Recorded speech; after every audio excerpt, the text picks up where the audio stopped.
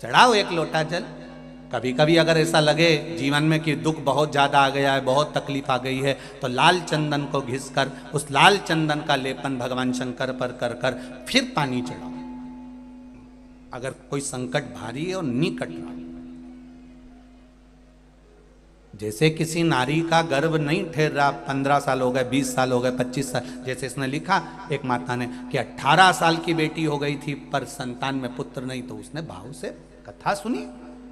ऐसे आपके भीतर अगर 20 साल हो गए, 25 साल हो गए, 30 साल हो गए, संतान का सुख ही नहीं है, लाल चंदन का लेपन बाबा भोलेनाथ पर करना प्रारंभ करो। पीठिका पर लाल चंदन का लेपन करना प्रारंभ करो। लाल चंदन से बाबा का श्रृंगार करना प्रारंभ करो। एक बेलपत्री पर लाल चंदन, दोनों पत्ती नीचे वाली, जो नीचे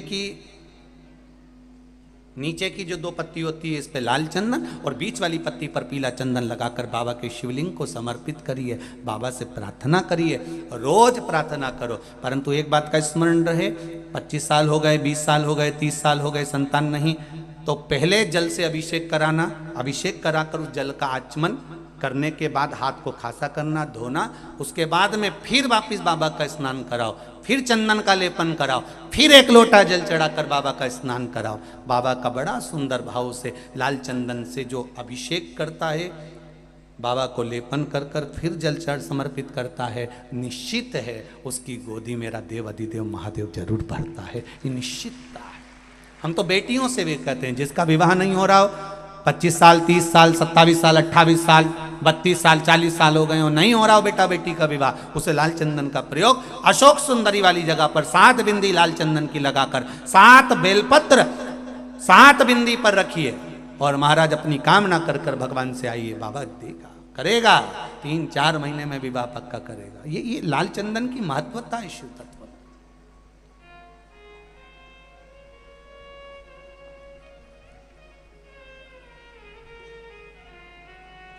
रोग बढ़ गया, बेलपत्री के वृक्ष के नीचे दीप लगाना प्रारंभ करो। बाबा से विनती कर कर घी का दिया लगाइए बेलपत्र वृक्ष के नीचे, बाबा से निवेदन करिए, रोग निवारण। 2 बजे कथा चालू होती, 5 बजे विराम होती। कितने घंटे? जम के बोलिए, 3 घंटा। उससे पहले आप सुबेरे से जगह संभाल कर बैठ जाते। क्या इतने लोगों को वॉशरूम नहीं जाना रहता है? क्या इतने लोगों को भूख नहीं लगती है? क्या इतने लोगों को पाँव नहीं दुखते होंगे? एक छोटी सी जगह इधर से दब रहा है, इधर से दब रहा है और अपनी जगह पर संभाल कर बैठे हुए हैं। हम भोजन कर कर भी थोड़ा सा आराम कर लेते हैं, पर आप तो आराम भी नहीं कर पाते। कितनी ललकता होगी इस कथा के प्रति, कितना विश्वास होगा आपका, भरोसा।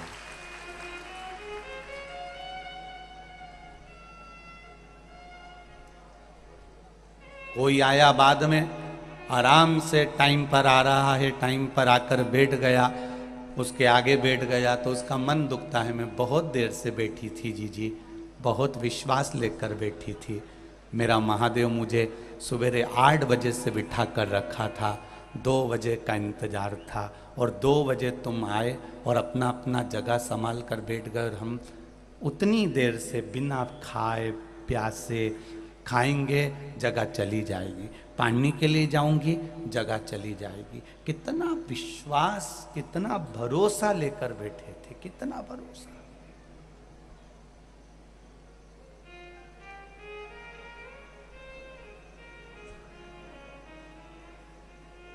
एक लक्ष्य निश्चित करा अपने भगवान को पाने का, और ये निश्चितता है कि भगवान उस लक्ष्य तक आपको पहुंचाएगा जरूर।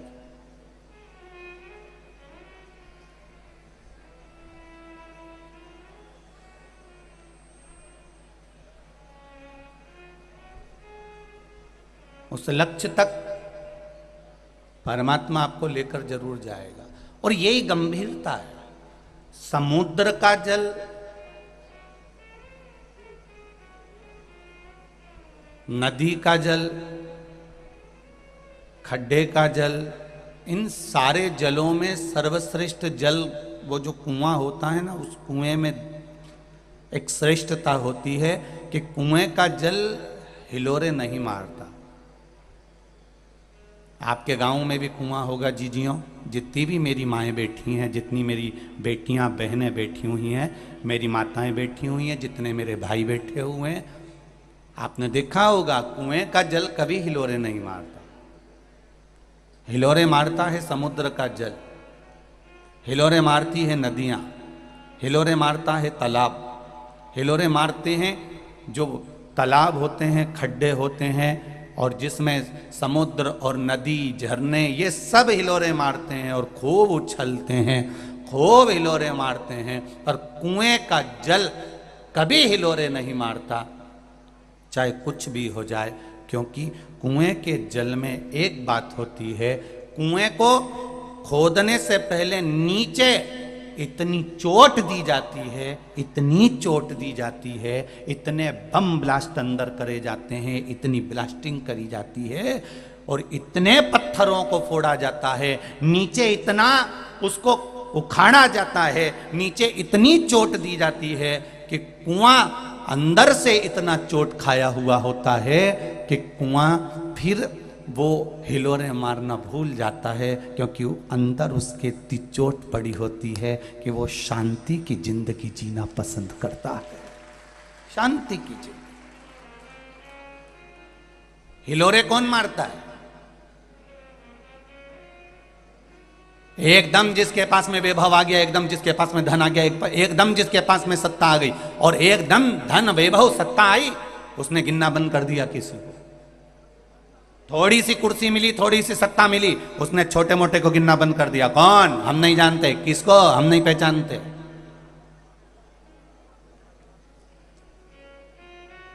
आपने कह दिया हम नहीं जानते, तो ये एक बार तो तुमको दे देगा, एक बार तो तुम्हें कुर्सी पे बिठा देगा, अगली बार जब तुम इसके पास जाओगे तो वो भी कह देगा हम भी नहीं जानते तुम कौन हो, हम भी नहीं पहचानते। जो दूसरी जगह से लेकर आता है, समुद्र के पास में जल दूसरी जगह से आ रहा है, इसलिए बहुत हिलोरे मारता है वो। तालाब हिलोरे मारता है क्योंकि जल दूसरी जगह से आ रहा है, नदियां हिलोरे मारती हैं क्योंकि जल दूसरी जगह से आ रहा है, झरने हिलोरे मारते हैं क्योंकि दूसरी जगह से जल आ रहा है। पर कुएं का जल अपना खुद का है, इसलिए स्थिरता उसमें, नम्रता उसके जल में हिलोरता नहीं होती, वो एकदम गंभीर, एकदम आनंद में रहता है। जिसके पास अभी अभी आया होता है वो सारी दुनिया में डोंडी पीट कर दिखाता है, और जिसके पास में पहले से रहता है वो एकदम दिखता ही नहीं है कि ये सेठ है, दिखता ही नहीं कि इसमें कुछ भरा होगा, दिखता ही नहीं कि इसमें तो बस सहजता है, नम्रता है, एक आनंदता है। जिसमें ज्ञान का बल बड़ा होता है, जिसमें बुद्धि की गहराई होती है, ज्ञान की जिसमें गहराई होती है, वो कभी उछलता ही नहीं।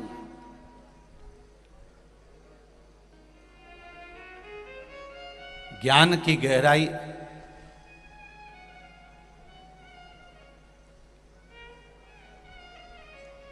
एक कोई मंदसौर के कोठारी जी हैं, उन्होंने एक पत्र भेजा था,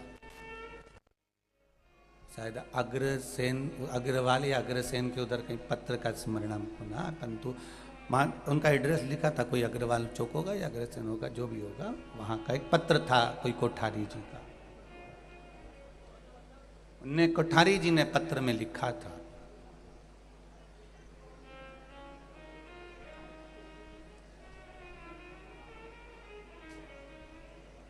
कोठारी जी के शब्द कितने सुंदर थे कि महाराज,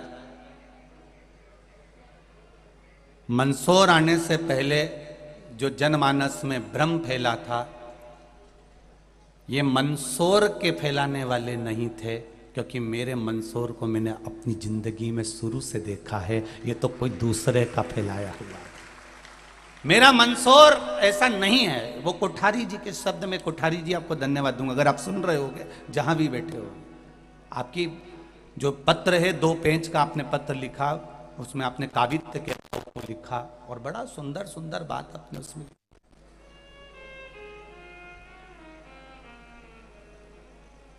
कोई दूसरा हो सकता है, पर मेरे मंदसौर के बेटा बेटी, मेरे मंदसौर नगर का कोई अपशब्द नहीं कहना जानता। और बिल्कुल सत्य है कोठारी जी आपका। हम भी मंदसौर नगर में 7 दिन रहे हैं। एक चीज हम भी कहना चाहेंगे कि घर में 5 भाई रह रहे हैं, 6 भाई रह रहे हैं, बहनें रह रही हैं, देवरानी जेठानियां रह रही हैं, ये सबका बहुत प्रेम है। दशरथ जी के यहाँ पर भी सबका बहुत प्रेम था, पर एक कौन थी वो? मंथरा। वो अयोध्या की नहीं थी। अयोध्या की होती तो ऐसा करती ही नहीं, वो तो कहीं दूसरी जगह की थी वो मंथरा। और उसने जो आग लगाई अयोध्या में तो राम जी को वन वन डोलना पड़ा। तो हमारा घर तो अच्छा है कोठारी जी, आप कह रहे हैं, बिल्कुल सत्य बात है कि मंदसौर मंदसौर है, शंकर जी की नगरी है, यहाँ सबका एक दूसरे के प्रति प्रेम है। ये तो कोई आई होगी कहीं का संवाद आया होगा, किसी ने कुछ प्रेरित करा होगा, तब लोगों की बुद्धि में ये चित्तवृत्ति में बैठा हो। नहीं तो यहां मंदसौर की तरह जहां मेरा शंकर रह रहा हो, वहां केवल अगर मिलेगा शिव जहां है तो वहां शंकर के ही भाव वाले भक्त मिलेंगे, एकदम अड़भंग भोले अलमस्त अपनी जिंदगी जीने वाले, किसी को कोई मतलब नहीं, अपना अपना व्यापार सब कर रहे हैं, अपनी अपनी जिंदगी सब मस्त जी रहे हैं, सब आनंद के साथ बैठे हैं। यहाँ मंदसौर की रीति तो हमको पहले का भी स्मरण याद है कि यहाँ अगर एक घर में अगर दुख आ जाता है तो मोहल्ले की 10 दुकानें एक साथ बंद हो जाती हैं। ये वो मंदसौर है, कोई साधारण है क्या?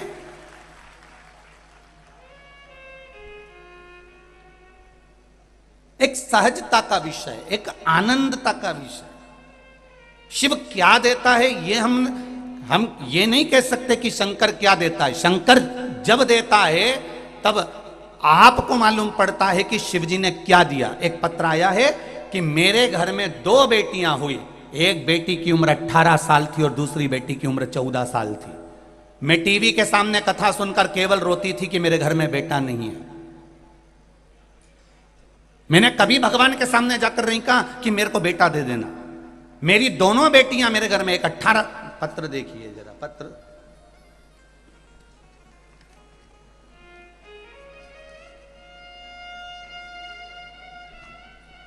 आरती सेन, जिला नीमच, गांव कनावटी से आई हूं। कहां बैठी हो अपने हाथ उठाइएगा, जहां भी बैठी हो अपने हाथ उठाइएगा। आरती सेन, जिला नीमच, गांव कनावटी। शिव की महिमा का क्या वर्णन करूं गुरुजी। मैं 39 साल की हूं, मेरी 2 बेटियां हैं, बहुत प्यारी हैं। एक 18 वर्ष की है और एक 14 वर्ष की है। बेटे की इच्छा तो थी, पर 2 बेटियों के समय मेरी हालत ज़्यादा खराब हो गई और डॉक्टर ने कह दिया कि आप अब कोई संतान के लिए चांस नहीं लोगी, नहीं तो आपका शरीर बेकार हो जाएगा। तब से मेरी बेटी 18 साल और 14 साल की हो गई। उसके बाद में मैंने संतान के लिए कभी सोचा भी नहीं। 2019 से आपकी कथा सुन रही हूँ गुरुदेव, और टीवी के सामने जब कथा श्रवण करने बैठती थी तब आंख में दुनिया के जो ताने पड़ते थे कि इसके घर में पुत्र नहीं, पुत्र नहीं, बेटा नहीं, बेटा नहीं, दुनिया के ताने बड़े विचित्र होते हैं गुरुदेव। उस तानों के कारण मेरी आंख में से आंसू बहता था। मेरी 18 साल और 14 साल की बेटी मुझसे पूछती थी, माँ तू क्यों रोती है, टीवी सुनती रहती है और रोती रहती है। मैं उसको कहती थी मुझे शंकर की याद आती है। पर मेरे आंसुओं की कीमत दुनिया ने समझी ना समझी, पर मेरे महादेव ने समझी। गुरुदेव बस कथा सुनते हुए 2019 में 3 महीने बीते थे।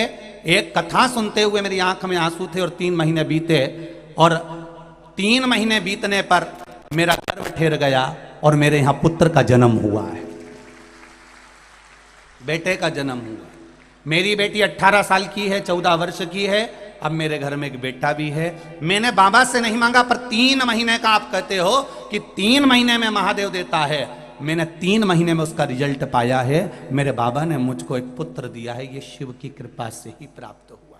शिव किसको शंकर, उससे जाकर आप केवल एक लोटा जल समर्पित करिए, उससे दिल से अपने हृदय की बात। आप टीवी के सामने कथा सुन रहे हो, आस्था चैनल पर कथा सुन रहे हो, फेसबुक यूट्यूब पर कथा सुन रहे हो, आपकी चित्तवृत्ति परमात्मा में लगी हुई है। भले सियोर वाला महाराज तुम्हें दिखे ना दिखे, पर आप इस पंडाल में जहां मर्जी पड़ी वहां बैठकर कथा का रसतत्व ग्रहण कर रहे हो, तो ये निश्चित है अगली कथा जहां पर होगी 3 महीने में तुम्हारा भी पत्र वहां पर होगा कि बाबा ने मेरे ऊपर ये कृपा करी है। ये चित्त, ये आनंद, ये सुख, ये वृत्ति, ये भगवान ही देता है। एक इंजीनियर महोदय ने पत्र लिखा है, आपके मंदसौर के ठेकेदार भी हैं, इंजीनियर भी। देखिए,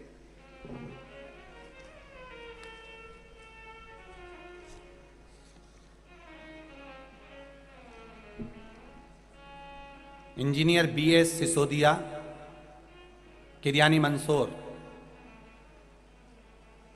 मैं BS सिसोदिया, सेवानिवृत्त इंजीनियर, विद्युत सुरक्षा मध्य प्रदेश शासन से हूं।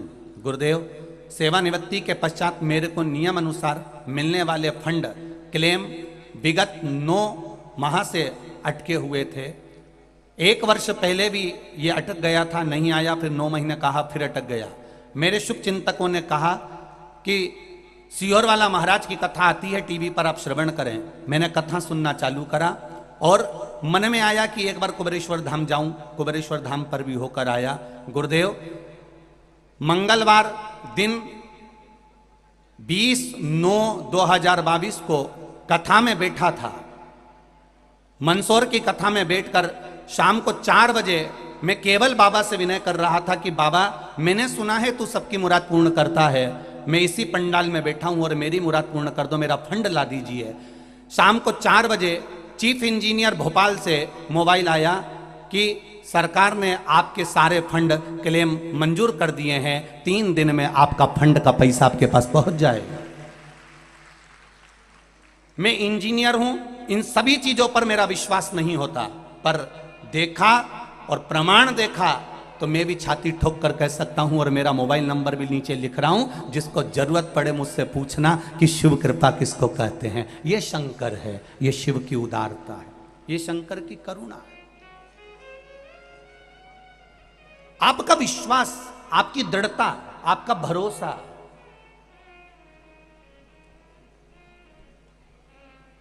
लोग कहते हैं साधु तप करता है, संत तप करता है, तपस्वी तप करता है। ये मेरा विश्वास कहता है आपका तप भी कम नहीं है मेरी जीजियों, मेरे भाई। सवेरे से एक जैसे बैठे रहते हो, बिना कुछ खाए पिए, मिल गया तो खा लिया, आराम रत्ती भर का नहीं। सवेरे स्नान करा, आए, बैठे, और तुमने जो तप चालू करा, धूप सूरज की तपन, प्यास लग रही है, भूख लग रही है, गर्मी पड़ रही है, इधर आपस में एक दूसरे के शरीर की तपन भी बनी हुई है, उमस अपनी जगह पर है, और उस बीच में 3 घंटे की कथा के लिए कम से कम 9 घंटे तक इंतजार करना पड़ रहा है, तब कथा मिल रही है। 3 घंटे की कथा के लिए 9 घंटे तक इंतजार करना पड़ रहा है, तब कथा मिल रही है, तब कथा प्राप्त हो रही है।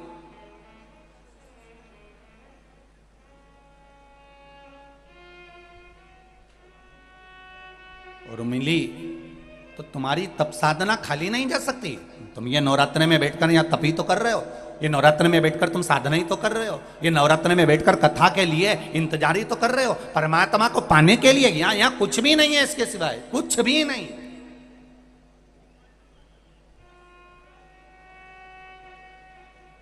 और जितना फल आपको कथा सुनकर मिल रहा है, उतना फल सेवा भारती के जितने ये नवयुवक बेटा बेटियां यहां वहां लगे हुए हैं, कथा तक नहीं सुन पा रहे, धूप में रोड पर खड़े हुए हैं। और एक बात तो कहूंगा, यहाँ के पुलिस प्रशासन को, कलेक्टर और SP महोदय के लिए भी गजब की व्यवस्था दी है, गजब की व्यवस्था। यहाँ के कलेक्टर महोदय और SP महोदय को भी, आदरणीय SP DSP सारे महोदयों को, TI आदि सबको कहूंगा कि गजब की व्यवस्था आपकी और गजब का कंट्रोल आपका। बहुत बहुत साधुवादता है, बहुत साधा सा, बहुत साधा। इतनी अपार जन समुदाय को साधना बहुत कठिन बात है भाई, बहुत कठिन बात। कितना साधा, लक्ष्य मिलेगा ये निश्चित है। कुएं का पानी हिलोरे नहीं मारता क्योंकि वो अंदर से चोट बहुत खाया हुआ होता है। उसी तरह जो मनुष्य भीतर से बहुत चोट खाया हुआ होता है वो संसार में फिर उछलता नहीं, उसके भीतर ज्ञान की गंभीरता होती चली जाती है, ज्ञान की गंभीरता होती चली जाती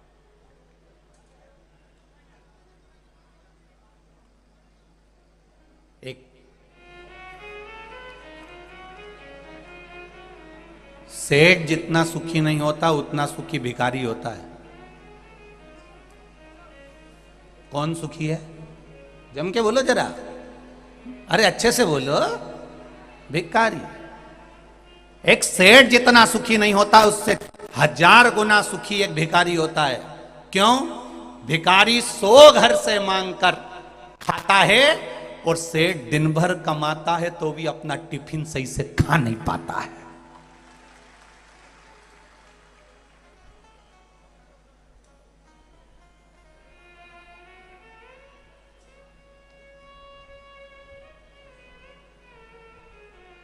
सेठ कहना बंद कर दो, कोई मतलब करनी है। जब तुम प्रेम से 2 रोटी सही से नहीं खा पा रहे हो, खाते समय भी मोबाइल हेडफोन लगा हुआ है, धर्म पत्नी के मुख से एक बार भी नहीं निकलता कि तुम अच्छे से रोटी खाओ, ये सब काम बाद में होता रहेगा। धर्म पत्नी का लक्षण है कि वो एक बार अपने पति को भोजन की थाली पर टोक दे कि स्वामी आप भोजन अच्छे से करिए, ये सब बात बाद में होती रहेगी। आप किसके लिए इतनी मेहनत कर रहे हो? 24 घंटे तो लगे रहते हो, कम से कम आप थोड़ा सा भोजन अच्छे से करो। कम से कम बीपी शुगर या ये शरीर में रोग तो नहीं आएगा। आप अगर अच्छे रहेंगे तो ही तो काम आगे बढ़ेगा, तो ही तो कार्य चलता रहेगा। अब आपका शरीर ही ठीक नहीं है तो आप किसके लिए कमाएंगे? फिर किसके लिए? आप फिर किसके लिए कमा रहे हैं? ये धर्म पत्नी का फर्ज है जो अपने पति को कहे। मंदोदरी अपने पति को समझाती थी, भले पति समझे ना समझे। मंदोदरी अपने पति को बार बार ज्ञान उपदेश देती थी, वो समझे ना समझे, पर अपने पति को कहना बंद नहीं करा मंदोदरी ने। एक पत्नी वो होती है, अगर पति चिल्ला के दौड़ जाए, पति कुछ बोल दे तो पत्नी बोलना बंद कर देती है, फिर बोलती ही नहीं। मैं काय को बोलूं, मुझे क्या करना, अच्छा है जाओ तुम। तो नहीं, तुम धर्म पत्नी हो, तुम्हारा फर्ज है। मंदोदरी के ऊपर लंकाधिपति रावण ने तलवार तक खींच ली थी, मैं तुझे मार दूंगा मंदोदरी, अब मत कहना कि जानकी जी को वापिस पहुंचाऊं। तो भी मंदोदरी ने कहना बंद नहीं करा, तुम मेरे प्राण ले लो, मना नहीं, पर मैं तुमको समझाए बिना नहीं रहूंगी, सलाह देती रहूंगी कि तुम सतमार्ग पर चलो। भले दुनिया को बुरा लगता रहे पर अपन अपना मार्ग बताते रहो। अपन अपना मार्ग बताना, पीछे मत हटना। कई लोगों को बुरा लगता होगा, सियोर वाला महाराज ये बोल देता है, वो बोल देता है, पर निवेदन है जब मंदोदरी अपना काम नहीं छोड़ रही तो सियोर वाला महाराज अपना काम कैसे छोड़ सकता है? कैसे छोड़ दे? वो सतमार्ग पर लाना, ले जाना, सतमार्ग की ओर प्रेरित करना, सतमार्ग की ओर आगे बढ़ाना। भले दुनिया के लोग अपशब्द कहें, ताने दे, गालियां दे, आड़ा टेढ़ा बोलते रहे, पर आप अपनी मस्ती में मंदोदरी जैसा जीवन। मंदोदरी कोई सहज नहीं थी, बड़ी विद्वानों में विद्वान। सप्त ऋषियों ने अपना ज्ञान मंदोदरी को दे रखा था, इसलिए मंदोदरी रावण जैसे विद्वान को समझाती थी। विद्वान और विद्यावान दोनों में अंतर है। रावण के आगे लिखा रहता था विद्वान और हनुमान जी के आगे लिखा रहता था विद्यावान गुणी अति चातुर। रावण के आगे विद्वान लिखा रहता था और हनुमान जी के आगे विद्यावान लिखा रहता था। विद्वान और विद्यावान में अंतर है। विद्वान जो होता है वो दूसरे को नीचा दिखाने का प्रयास करता है और विद्यावान दूसरे को उठाने का प्रयास करता है। विद्वान और विद्यावान में अंतर है। कई लोग बड़े बड़े अपने अपने सिंहासन पर बैठ जाएंगे, ऊंचे ऊंचे पद पर बैठ जाएंगे। हम विद्वान हैं, हमारे पास में वेद और शास्त्रों का ज्ञान है। तुम विद्वान तो बन गए रावण जैसे, पर दूसरे को गिराना जानते हो। और मेरा हनुमान जिनके आगे लिखा है विद्यावान गुणी अति चातुर, वो विद्यावान है, इसलिए लक्ष्मण मूर्छित भी हो गए तो रात भर में जड़ी बूटी ढूंढ कर उठाने का प्रयास करते हैं, वो विद्यावान हो गए। तुम्हारी विद्वत्ता वो किसी काम की नहीं अगर दूसरे को नीचे गिरा रहे हो। तुम्हारा विद्वत्पन वो किसी काम का नहीं अगर दूसरे को नीचा दिखा रहे हो। तुम्हारी विद्वत्ता वो किसी काम की नहीं जो दूसरे पर उंगली उठा रहे हो। तो विद्वान और विद्यावान में अंतर है। विद्वान लंकाधिपति रावण है जो दूसरे को हमेशा नीचा दिखाता है। मंदोदरी तो मुझे जानती नहीं है, विभीषण को लात मारकर निकाल दिया, सग्गा भाई था। अगर इतना बड़ा विद्वान था तो यह सोचना था कि मेरा भाई कहां जाएगा, मेरा भाई कितनी ठोकर खाएगा, मेरे भाई को कहां कहां जाना पड़ेगा। तो विद्वान है ना, इतना बड़ा विद्वान बनता है तो अपने भाई को लात मारकर क्यों निकाल दिया। मेरे बराबर कोई नहीं, मैं दशानंद, मैं बड़ा विद्वान हूं। विद्वान दूसरे को नीचे नहीं दिखाता, भरी सभा में अपने भाई को लात नहीं मारता। और देखो विद्यावान का लक्षण कि वो विभीषण जब हनुमान जी के उस राम जी की शरणागति में मेरे राघव जी की पहुंचा तो किसी ने कुछ नहीं बोला। हनुमान जी ने कहा, क्योंकि विद्यावान थे तो उन्होंने कहा नहीं सरकार, इनको रख लीजिए, क्योंकि ये विभीषण है, इनके दरवाजे पर तुलसी का क्यारा है, इसको आप अपनी सेना में रख लीजिए। ये विद्यावान गुणी अति चातुर।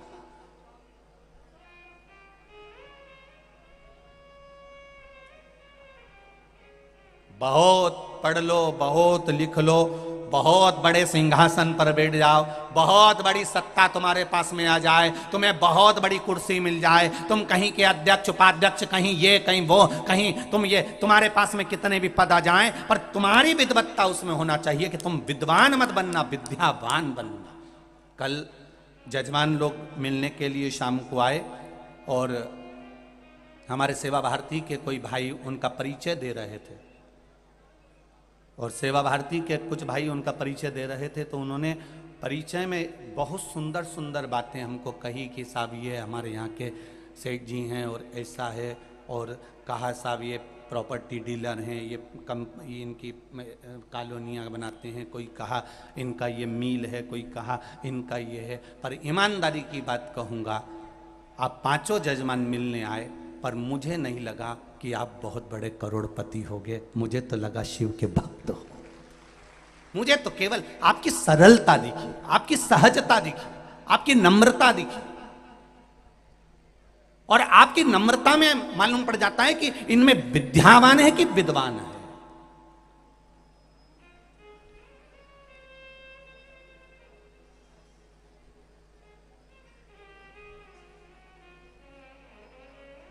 विद्वत्ता की निशानी नम्रता से नजर आती है।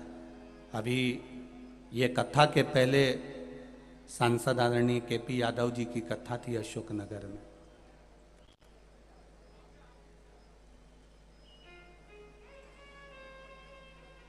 अच्छा लगा, लोगों के पास में सत्ता आ जाती है तो वो किसी को गिनते नहीं, पर हमने देखा वो दिन में भी कथा का रसतत्व, रात में भी जहाँ जहाँ भक्त लोग रुकते थे वहाँ सेवा के भाव से जाते थे। एक मंदसौर की बेटी ने पत्र लिखा है कि हमारे मंदसौर में ये शिव पुराण नहीं है, हमारे मंदसौर में ये कुंभ का मेला है जिसमें दिन में भी और रात में भी एक जैसा आनंद आया है।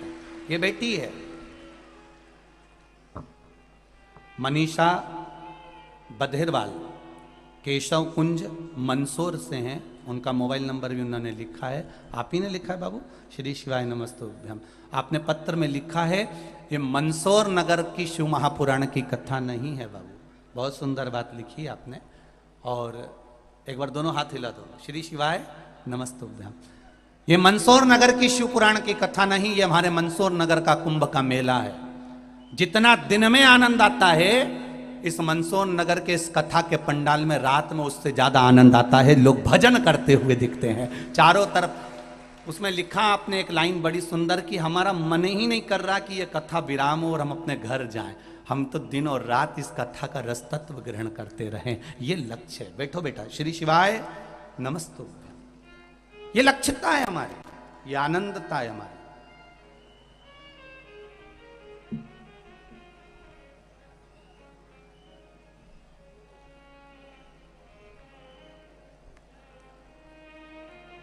आग लगी आकाश में झरझर गिरे अंगारे, जो सतगुरु ना होते तो मर जाते सारे।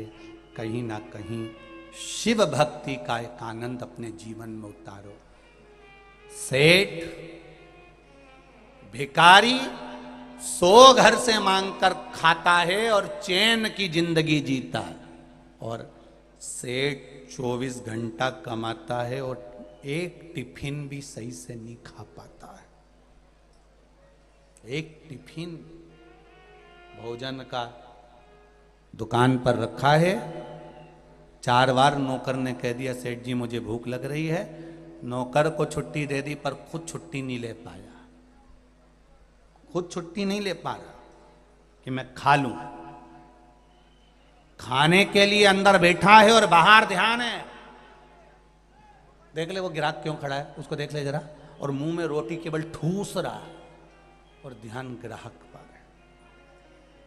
नहीं रे भाई, बहुत छोटा सा जीवन है, इसको खूब खुशियों से जियो, खूब खुशियों से। जब इस जीवन को आप खुशियों से जियोगे, इस जीवन को आप आनंदता से जियोगे, तो एक आनंद की अनुभूति अलग से होगी, अलग से।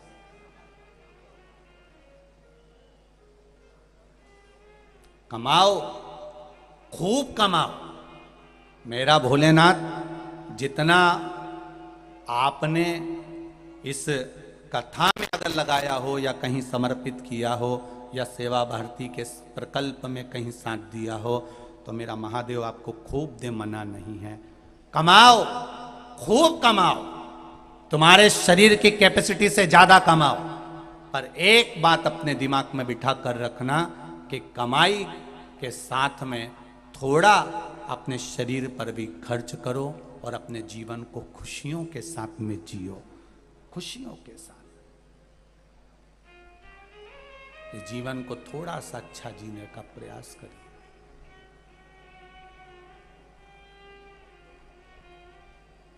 एक किसान ने पत्र लिखा है,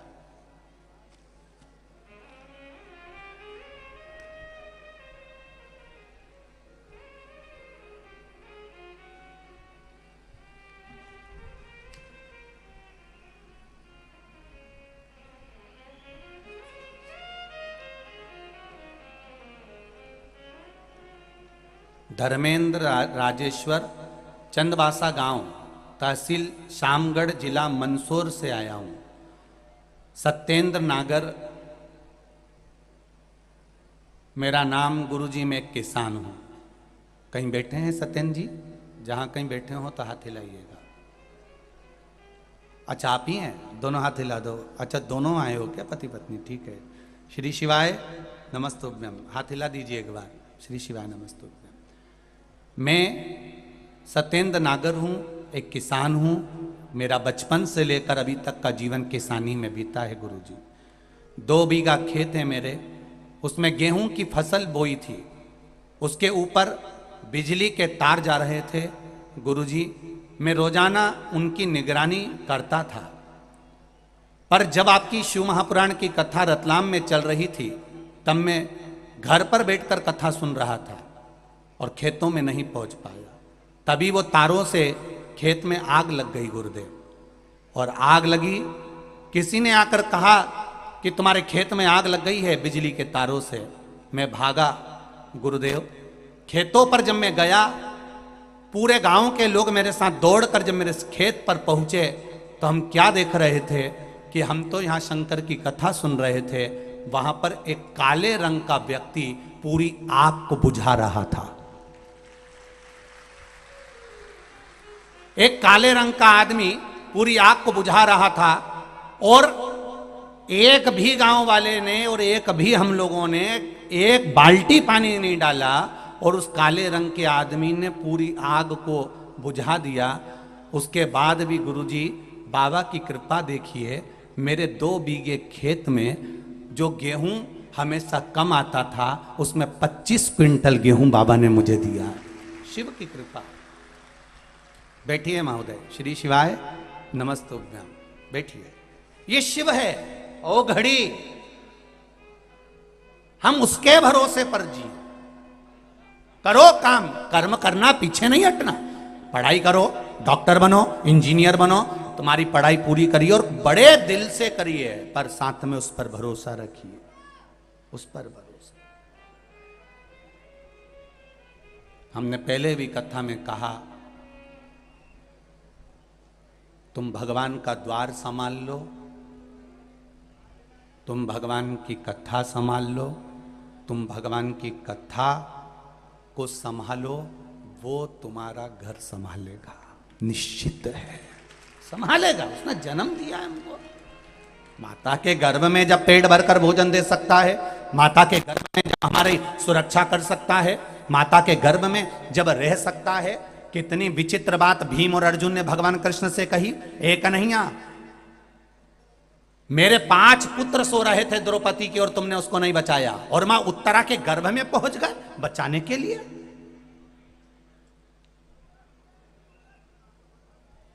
श्रीमद् भागवत में लिखा है कि द्रौपदी के सोते हुए 5 पुत्रों का वध अश्वत्थामा ने कर दिया। और अश्वत्थामा बड़े विद्वान थे, बड़े ज्ञानवान थे, उनके बराबर कोई विद्वान नहीं होगा। कितने विद्वान थे अश्वत्थामा, कितने विद्वान। एक गुरु के पुत्र थे अश्वत्थामा। तो किसी ने पूछा, गुरुजी अश्वत्थामा को हो क्या गया था ऐसा ही, इसकी बुद्धि को क्या भाटा पड़ी गया था? बताओ, इतना बड़ा गुरु, इतनी बड़ी पद, ब्राह्मण पुत्र अश्वत्थामा, एक गुरु का पुत्र अश्वत्थामा, इसकी बुद्धि को क्या हो गया था जो इसने द्रौपदी के सोते हुए 5 पुत्रों का वध कर दिया? इसकी बुद्धि कहां चली गई थी? कहीं नहीं गई थी। अश्वत्थामा आज अपने टेंट से बाहर, युद्ध के मैदान में अपने पंडाल से बाहर,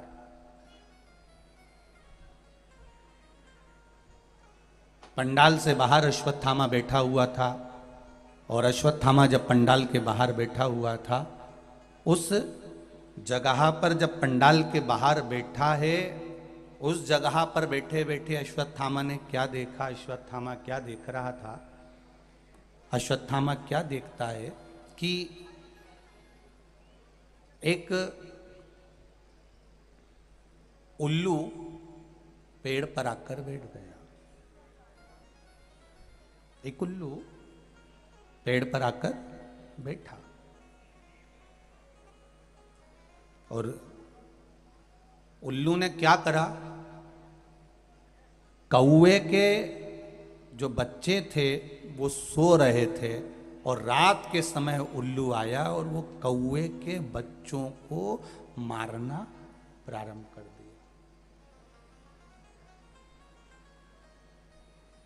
अश्वत्थामा ने देखा कि गजब, अगर दिन में उल्लू आता तो इसको कौवा भगा देता, अगर दिन में उल्लू आता तो इसको कौवा भगा देता, पर ये रात को आया है, इसलिए कौवे के बच्चे मर गए और कौवा इनको देख तक नहीं पाया। अश्वत्थामा की बुद्धि में उल्लू की बुद्धि भर आ गई और अश्वत्थामा ने यह ज्ञान उल्लू से प्राप्त कर लिया कि अब मुझे भी यही करना है। अगर पांडव दिन में नहीं मरते तो उनको रात को मारूंगा। और रात को पांडव के पुत्र सो रहे थे और अश्वत्थामा ने तलवार उठाकर उनको मारना प्रारंभ कर दिया। ये उल्लू से सीखा था अश्वत्थामा।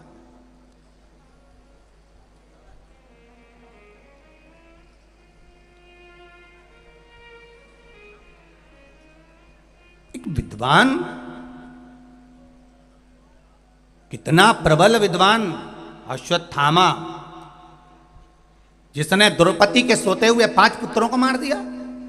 भीम और अर्जुन कह रहे हैं भगवान कृष्ण से, आपने जब उत्तरा के गर्भ में पड़े हुए बच्चे की रक्षा अंदर घूम घूम कर दी, तो फिर हमारे पुत्रों की रक्षा क्यों नहीं कर पाई? ये क्यों मर गए?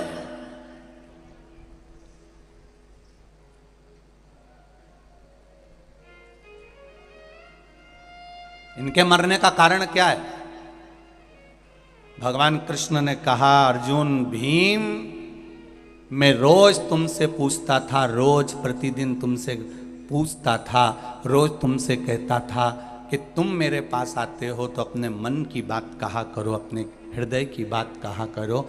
मैं रोज तुमसे कहता था कि तुम्हारे मन में कुछ चल रहा हो तो बताओ, तुम्हारे भीतर कुछ हो तो बोलो, तुम्हारे भीतर कुछ चल रहा हो तो बोलो। और भीम, अर्जुन, नकुल, सहदेव, युधिष्ठिर सब एक बात कहते थे, कन्हैया आपको चिंता करने की जरूरत बिल्कुल नहीं है, हम सब निपट लेंगे। आपने कहा था कि हमें चिंता करने की जरूरत नहीं है, हम सब निपट लेंगे। अब तुमने ये कह दिया रोज प्रतिदिन कि हमें चिंता करने की जरूरत नहीं है, हम सब निपट लेंगे। पर उस उत्तरा ने, जिसके गर्भ में मैं गया था, उस उत्तरा ने ये नहीं कहा कि आपको चिंता करने की जरूरत नहीं है। उत्तरा ने तो मुझे पुकारा, कन्हैया हे परमात्मा, मेरे गर्भ में सामने से ब्रह्मास्त्र आ रहा है और वो नष्ट करेगा मेरे गर्भ को, तुम रक्षा कर लो। तब मैं उसके गर्भ में पहुंच गया। आप रोज भगवान के मंदिर जाओ, प्रतिदिन भगवान को एक लोटा जल चढ़ाओ, प्रतिदिन भगवान को एक बेलपत्र चढ़ाओ, एक चावल का दाना रोज चढ़ाओ, तो आप भगवान से मिलने जाओ तो अपने दिल की बात जरूर कह कर आओ। अर्जुन, भीम, नकुल, सहदेव, युधिष्ठिर रोज भगवान से मिलते थे, पर उन्होंने नहीं कहा, उन्होंने कहा हम सब देख लेंगे, आप चिंता मत करो, हम सब देख लेंगे। आपको यह कहना था कि आप बैठे हो तो मैं टेंशन क्यों लूं, पर उन्होंने कहा हम बैठे हैं तो आप टेंशन मत लो।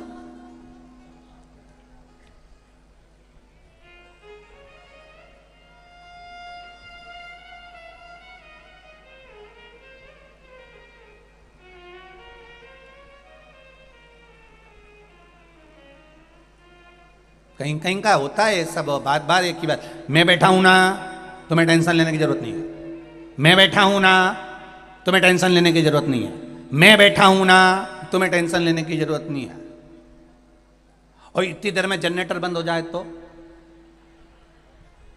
और उससे कहे जनरेटर बंद हो गया तो मैं कहीं करूं,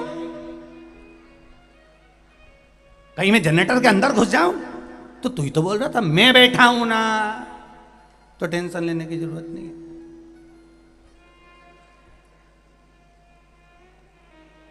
जो मैं बैठा हूं नहीं, वो कहता है मैंने जनरेटर के लिए दूसरे को लगा रखा है, टेंट के लिए मैंने दूसरों को लगा रखा है, इस व्यवस्था के लिए मैंने दूसरे को लगा रखा है, इसके लिए मैंने दूसरे को लगा रखा है। उसी तरह मैं कोई नहीं करे, वो ये कहे मैंने सारी व्यवस्था उस परमात्मा को दे रखी है, वो संभाल रहा होगा, वो देख रहा होगा,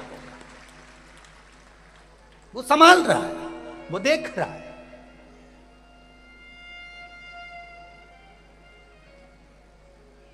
चिकित्सा विभाग की बेटियां, चिकित्सा विभाग के बेटे, चिकित्सा विभाग की बेटियां, जरा सा सफोकेशन हुआ, थोड़ी सी गर्मी पड़ गई, थोड़ा सा बारिश पड़ गई, थोड़ा सा कुछ हुआ, सूचना मिली बेटियों को कि यहां किसी को स्वास्थ्य गड़बड़ हुआ, तो उन्होंने तुरंत आई, देखी, तुरंत।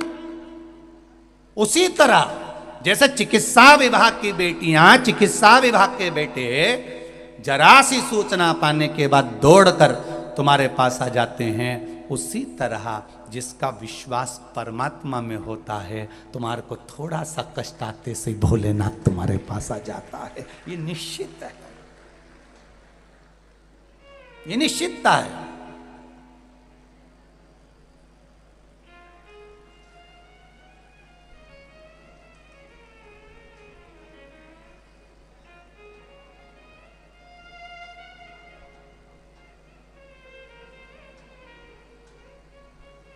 और ये हृदय का चित्त, ये भाव, हृदय से जब आप परमात्मा से कहेंगे तो वो सुख आपको मिलेगा। पांडव हमेशा कहते रहे आपको टेंशन लेने की जरूरत नहीं है, हम संभाल लेंगे, तो 5 बेटे गंवा दिए उन्होंने केवल यही बोलने में। और उत्तरा के गर्भ में बच्चा था, उसने ये नहीं कहा कि मैं संभाल लूंगी। उत्तरा ने कहा मेरा बाबा द्वारकानाथ बैठा है और मुझे उम्मीद है कि वो मेरे गर्भ को संभाल लेगा। तो वो गर्भ के अंदर ही प्रवेश कर गया। जो भगवान के भरोसे जीता है, भगवान उसकी रक्षा अंदर से भी कर लेता है, उसके भरोसे पर विश्वास रखकर, भाव रखकर महाराज। और ये विश्वास पूर्ण हो, जितनी पूर्णता के साथ आप विश्वास करेंगे उतनी पूर्णता के साथ परमात्मा मिलेगा। अरे डमरू वाले आजा तेरी याद सताए, मेरा ये भरोसा कहीं टूट, ये विश्वास है आपका। छुपा कहाँ रे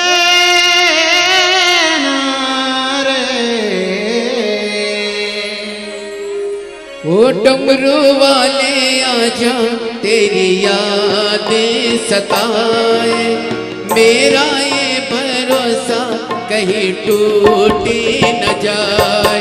ओ डमरू वाले आजा तेरी यादें सताए, मेरा ये भरोसा कहीं टूटे न जाए। छुपा कहाँ बाबा ओ डमरू वाले आजा तेरी यादें सताए, मेरा ये भरोसा कहीं टूट न जाए। ओ डमरू वाले आजा तेरी यादें सताए, मेरा ये भरोसा कहीं टूट न जाए। मंदसौर वाले आप भी बाबा भोलेनाथ से ये विश्वास रखकर कहें और दिल से कहें, ओ डमरू वाले आजा तेरी याद सताए, मेरा ये भरोसा कहीं टूट न जाए। ओ डमरू वाले आजा तेरी याद सताए, मेरा ये भरोसा कहीं टूट न जाए।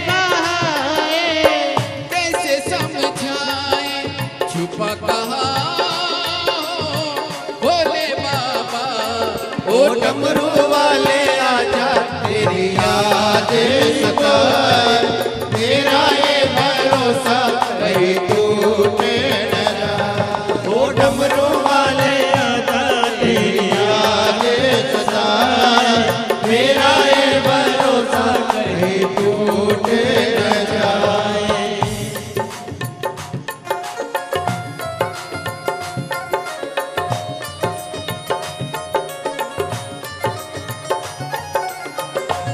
हरि बोल।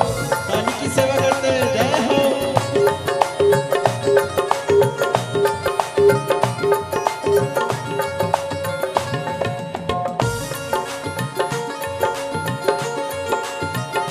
जय हो।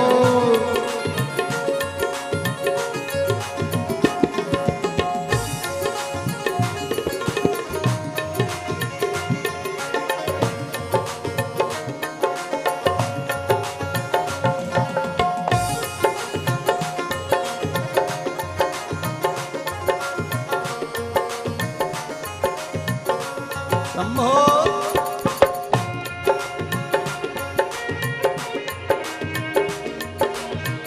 हरि बोल।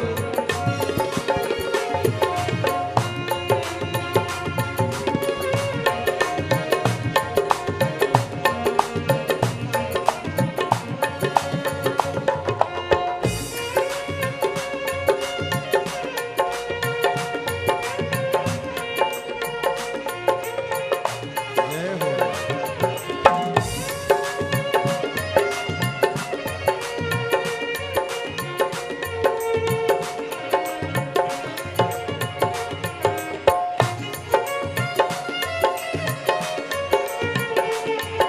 जय हो।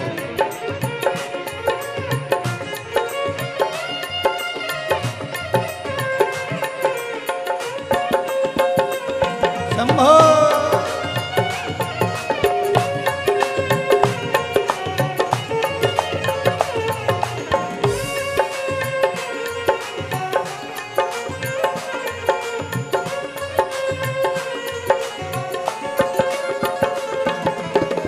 मन ये पुकारे या दिल के सहारे, मन ये पुकारे मन के सहारे। ओ मन ये पुकारे या दिल के सहारे, मन ये पुकारे या दिल के सहारे। नैना हमारे तेरा रास्ता निहारे, ओ नैना हमारे तेरा रास्ता निहारे। हर पल विचारे छुपा कहाँ हो भोले बाबा। ओ डमरू वाले आजा तेरी याद सताए, मेरा ये भरोसा कहीं टूटे न जाए। ओ डमरू वाले आजा तेरी याद सताए, मेरा ये भरोसा कहीं टूटे न जाए। ओ डमरू वाले आजा तेरी याद सताए, मेरा ये भरोसा कहीं टूटे न जाए। जय हो। शंभो हे शंभो।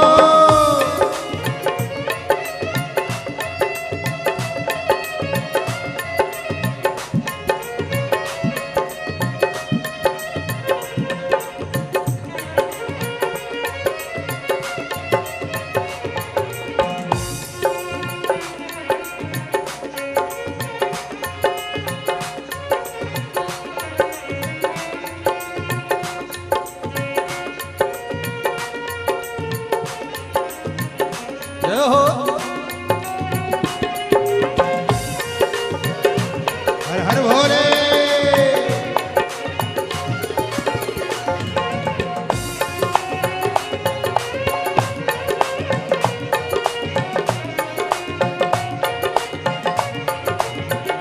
जय हो।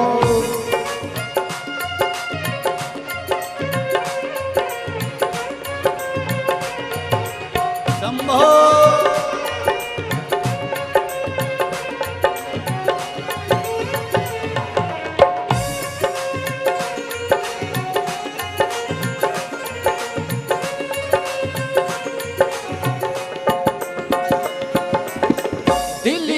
ये धड़कन गीत तेरे गाए, दिल की ये धड़कन गीत तेरे गाए, ओ दिल की ये धड़कन गीत तेरे गाए, दिल की ये धड़कन गीत तेरे गाए, रोती है अखियाँ मेरे बहाए, रोती है अखियाँ मेरे बहाए, कैसे समझाए छुपा कहाँ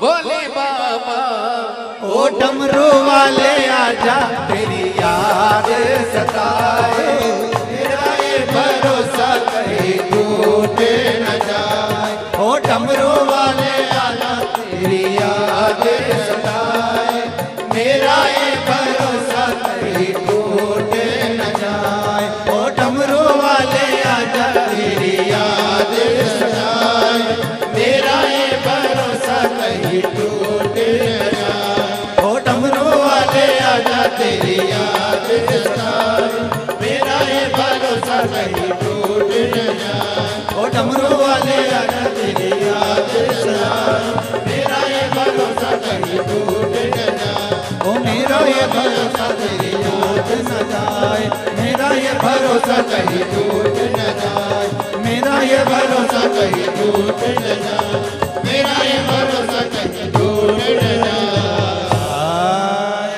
हर महादेव। अपनी जगह पर बैठकर भगवान शिव के मूल मंत्र का स्मरण करेंगे। भाव से भगवान शंकर के मूल मंत्र का जाप करिए। आज कथा का विराम दिवस है और विराम दिवस पर आप सब बाबा से विनय करें कि मेरे मन की कामना, मेरे मन का मनोरथ पूर्ण हो। ये भाव रखकर भगवान से अपने हृदय की बात करें। सभी लोग मूल मंत्र का जाप श्री शिवाय नमस्तुभ्यं, श्री शिवाय नमस्तुभ्यं, श्री शिवाय नमस्तुभ्यं, श्री शिवाय नमस्तुभ्यं, श्री शिवाय नमस्तुभ्यं। भोला सब दुख काटो हमारा, ओ भोला सब दुख काटो हमारा।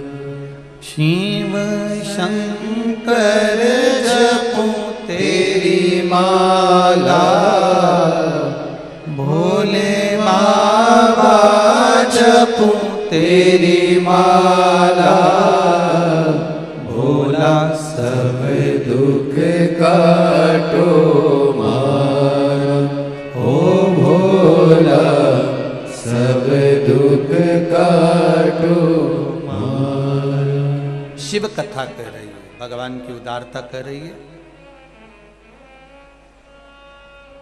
जब जगत के लोग हाथ छोड़ते हैं तब जगदीश हाथ पकड़ता है।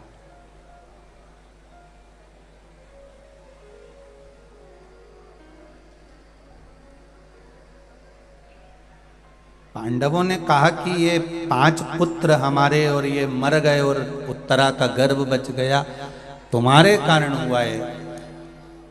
जितने भी लोग, जितने भक्तजन, जितने भी शिव भक्त इस कॉलेज ग्राउंड में मंदसौर के कथा का विराम दिवस पर कथा सुन रहे हैं, या आस्था चैनल पर कथा सुन रहे हैं, या फेसबुक यूट्यूब पर कथा सुन रहे हैं, उन सब से निवेदन करूंगा, प्रतिदिन भगवान के मंदिर जाया करो, 1 लोटा जल चढ़ाया करो। उसका कारण ये है, भगवान से ये कहकर आया करो कि आप बैठे हो तो मुझे कोई टेंशन करने की जरूरत नहीं है, सारी चिंता तुम्हारे ऊपर।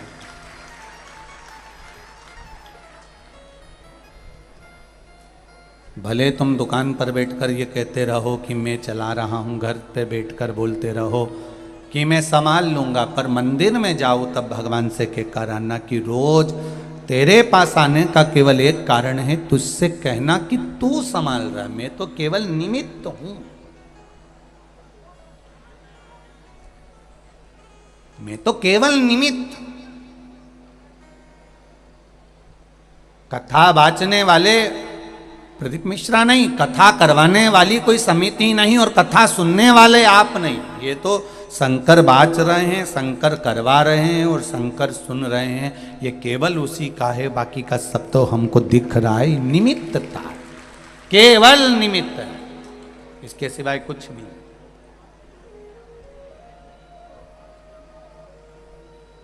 हनुमान जी संजीवनी लेकर आए, ये दुनिया जानती है।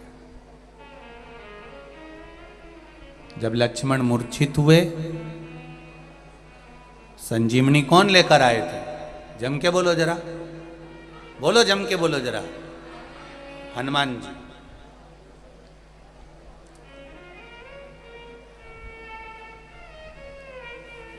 लक्ष्मण मूर्छित हुए और संजीवनी हनुमान जी लेकर आए, ये दुनिया जानती है, क्योंकि सबने यही सुन रखा है कि हनुमान जी लेकर आए थे। अब आपसे पूछूं कि आप बोल रहे हो कि संजीवनी हनुमान जी लेकर आए थे, तो भरत जी ने बाण छोड़ा था, हनुमान जी के पांव में लगा था, हनुमान जी अयोध्या में नीचे गिरे थे कि नहीं गिरे थे? गिरे थे ना।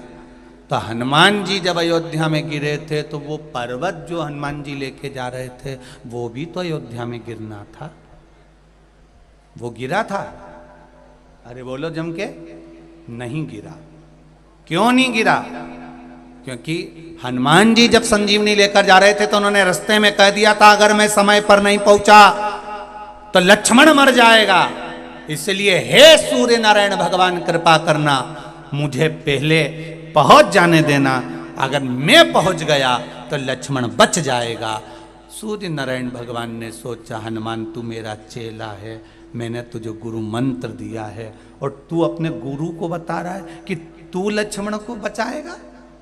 तू अब भी देख 2 मिनट में लीला कि तू लक्ष्मण को कैसे बचा सकता है। और भरत जी ने बाण छोड़ा, हनुमान जी को लगा, हनुमान जी नीचे गिरे, पर्वत ऊपर टंगा रिया हवा में। तब लक्ष्मण जी की मूर्छा, हनुमान जी की जब मूर्छा छूटी, मूर्छा छूटते से ही हनुमान जी ने जो पर्वत देखा तो ऊपर टंगा था, ऊपर टंगे हुए पर्वत को देखकर हनुमान जी की आंख में आंसू भर गए कि मैंने सूर्य नारायण भगवान से कहा था कि मैं समय पर पहुंच जाऊंगा तो लक्ष्मण को बचा लूंगा, पर मुझे क्या मालूम था, मैं तो निमित्त था। पर्वत उठाने वाला भी राम है और जिलाने वाला भी राम है, मैं तो निमित्त था। ये पर्वत मैंने उठाया ही नहीं है, पर्वत तो राम जी ने उठाया। और इसके मन में थोड़ा सा रह गया, हनुमान जी के मन में थोड़ा सा भाव और रह गया, तो इतने में हनुमान जी ने भरत जी से कहा मुझे माता उर्मिला जी से मिलना है, एक बार क्या आप मुझे उर्मिला माता से मिलवा दोगे? भरत जी ने कहा तुम उर्मिला जी को पहचानते हो? हाँ, लक्ष्मण जी की धर्म पत्नी। तो उनसे क्यों मिलना चाहते हो? बस मुझे मिलना है, आप मुझे मिलवा दो। रात्रि के समय पर माता उर्मिला जी को बुलाया गया।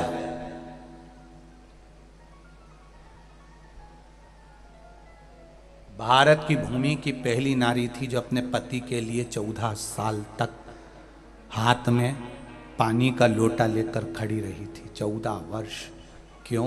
क्योंकि लक्ष्मण जी ने उर्मिला जी से कहा था मुझे प्यास लग रही है, पानी लेकर आ जा। उर्मिला जी पानी लेकर आई और लक्ष्मण जी ने कहा उर्मिला पानी तो अब तेरे हाथ का 14 साल के बाद पीऊँगा। 14 साल तक लोटे को लेकर खड़ी रही, ना सोई ना बैठी, वो उर्मिला थी। 14 वर्ष पानी के लोटे को लेकर खड़ी रही। वो तो आज के जमाने की नी थी। अगर आज के जमाने की होती और पति कह देता पानी ला दे और ये ट्रे में पानी लेके आ जाती कि लो, और पति लैपटॉप पे काम कर रहा है या कंप्यूटर पर काम कर रहा है या लिखा पढ़ी कर रहा है, फिर बोलती ले लो, पति अपने काम में लगा हुआ है, इसने ट्रे नीचे धरी, तुम्हारे बाप के नौकर धरे रखा, पी लेना है जब पीना हो। वो गई वो तो वो जाए। एक कप चाय बनाती है और 25 बार सुनाती है जगदम्बा। 4 घंटे से रखी है, पी लो, ठंडी हो रही है, डबल से गर्म नहीं करूंगी, पहले बोल दे रही हूं। तो पति भी कह देता है मत कर, तेरी जीवान से इतनी गर्म हो गई, तो उसको वैसे ही पी जाऊंगा। और बेचारा ठंडी चाय भी पी गया, उन्हें एक बार नहीं की है, गर्म कर ला डबल से।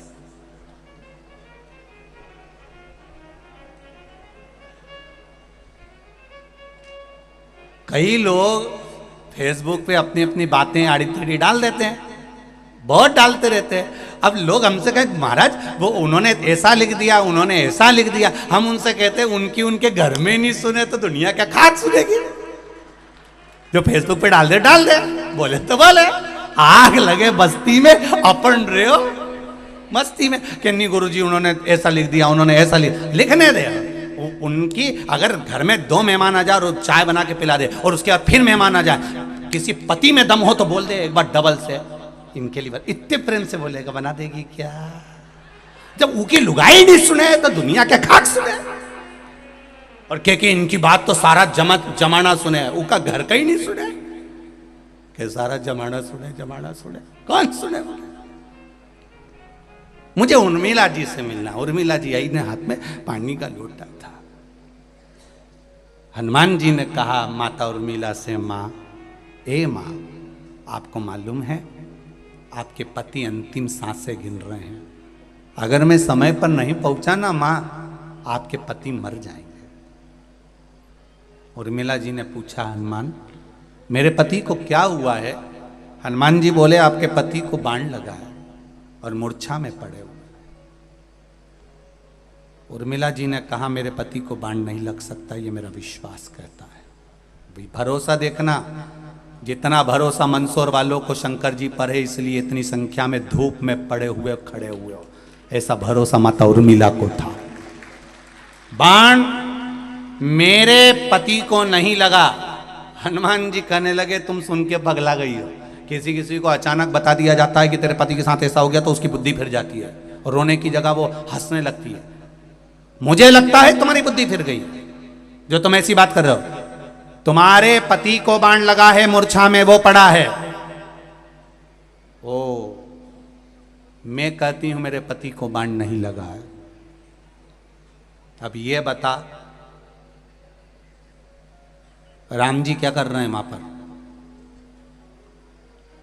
जहां मेरा पति पड़ा है वहां राम क्या कर रहे हैं? हनुमान जी बोले अब भाई को देख के रो रहे हैं, आंख में आंसू हैं।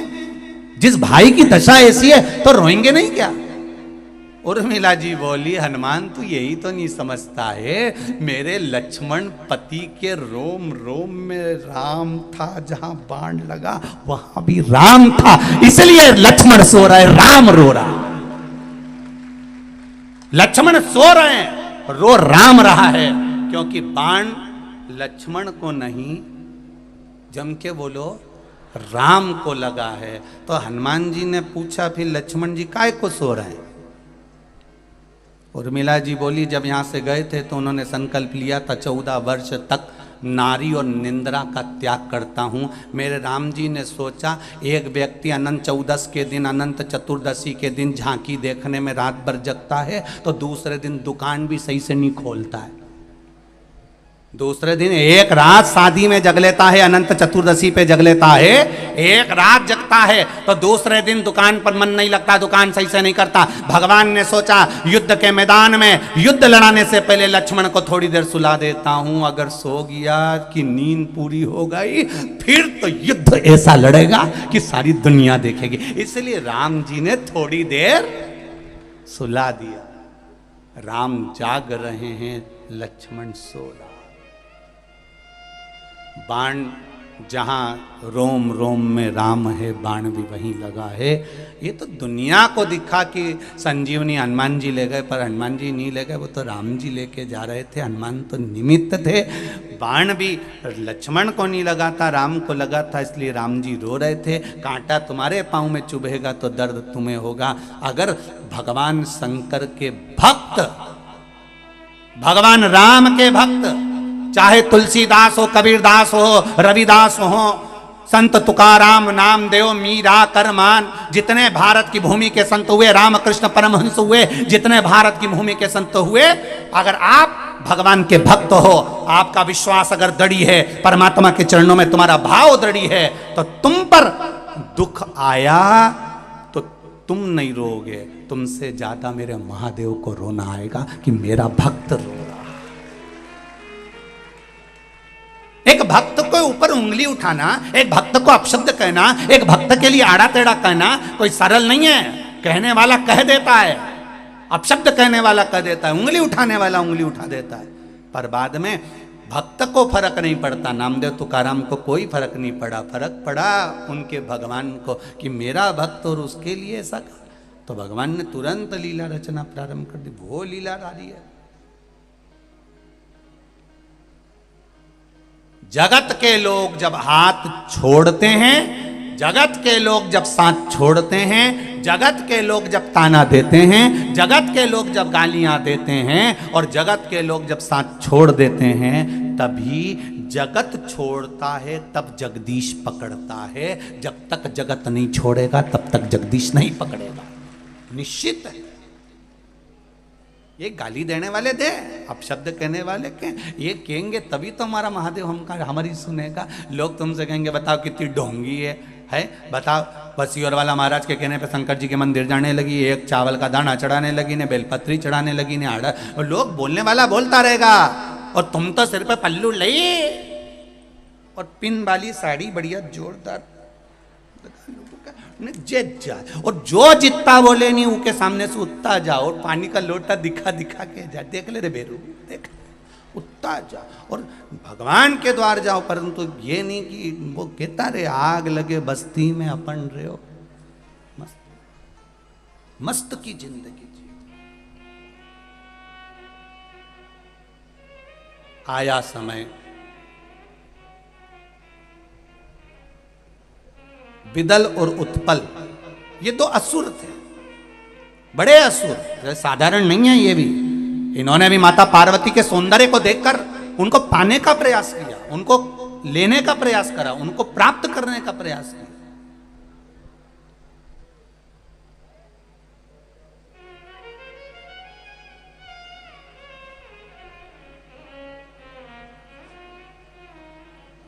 और गार्डन में फूल लगा हुआ है, उसको लगे रहने दो, उसको तोड़ना नहीं है।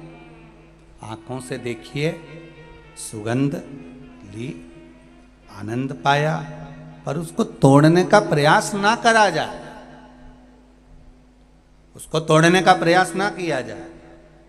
भगवान ने सुंदरता दी है, सुंदर बनाया है, पर शिव पुराण कहती है आपकी दृष्टि को और मन को बिगाड़ना नहीं है, उनको देखकर।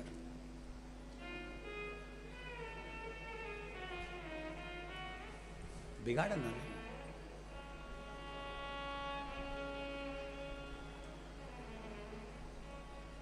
आज सबसे ज्यादा विडंबना की बात यह है कि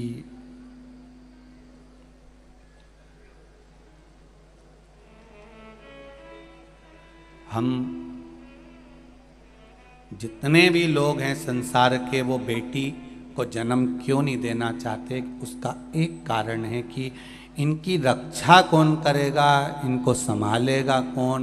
लड़का हो जाएगा तो इधर उधर भी फिरेगा तो कोई दिक्कत वाली बात नहीं।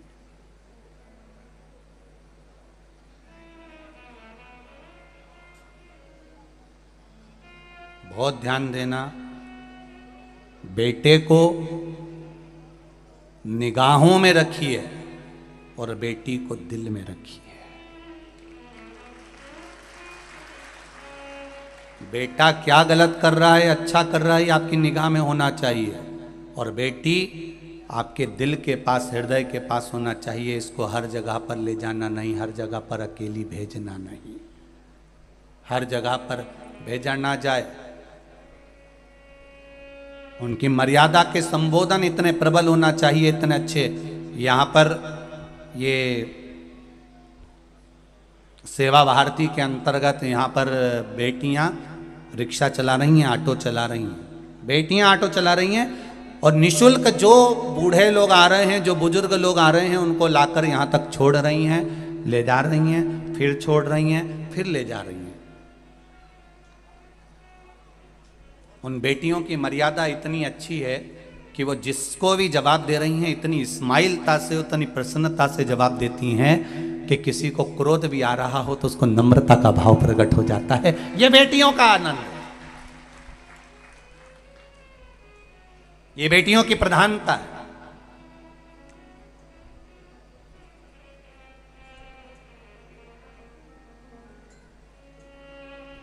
दिल से सेवा करो, हृदय से। बेटियां, बेटे निगाह में रहे और बेटियां दिल में रहे। बेटियों को ज्यादा इधर उधर नहीं, हमारी दृष्टि में बेटियों का भाव नहीं, हमारे दिल में बेटियों का भाव होना चाहिए, सम्मान होना चाहिए।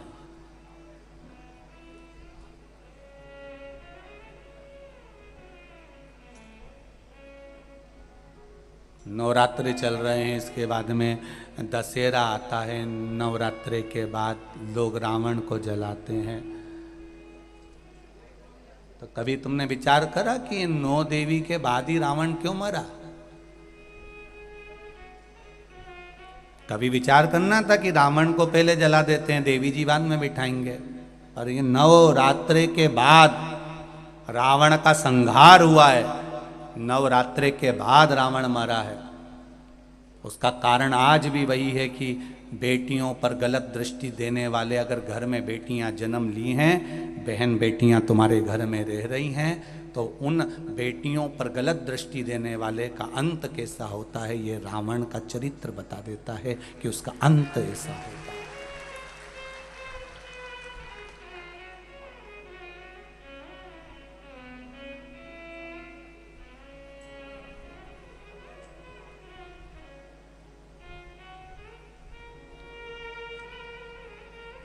उसका अंत कैसा है?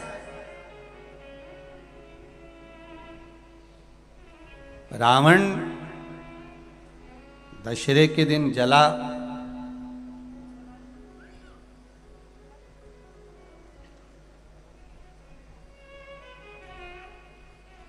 दशहरे के दिन जल रहा है। पर एक विचार अपने मन में लेकर आना कि रावण से बड़ी गलती तो कौरवों ने करी थी। रावण तो सीता जी को हर कर लेकर आया और अशोक वाटिका में ले जाकर रख दिया था, पर कौरवों ने इतनी बड़ी गलती करी कि भरी सभा में चीर पकड़कर खींचा जा रहा है और उसको नग्न करा जा रहा है, उसके वस्त्र को खींचा जा रहा है।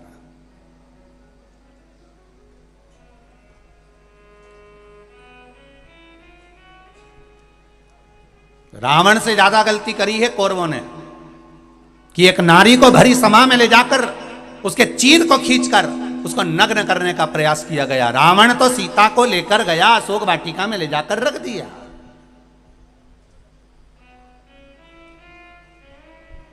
पर कौरव ने तो भरी सभा में केश पकड़कर खींच कर लेकर आए और उसके चीर को खींचा गया, उसके चीर को खींचा गया।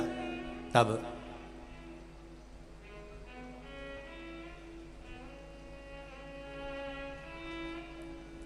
रावण से ज्यादा गलती कौरवों ने करी। उसके बाद भी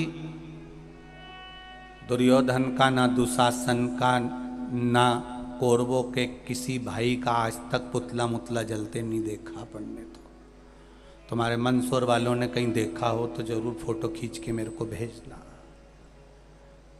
कि कौरवों ने इतनी बड़ी गलती करी थी जितना रावण नहीं करा है। रावण तो सीता जी का हर का लेकर आया और अशोक वाटिका में रख दिया, पर कौरवों ने एक रजस्वला धर्म में रहने वाली, रजस्वला धर्म का तीसरा दिन उसके बाल पकड़कर खींच कर लेकर आए और बाल पकड़कर खींचकर लेकर आकर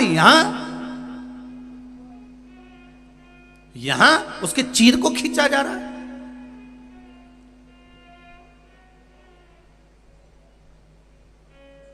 विचार करिएगा कभी एकांत में बैठ के कि क्यों रही है एक कौरवों का पुतला क्यों नहीं जला रहे।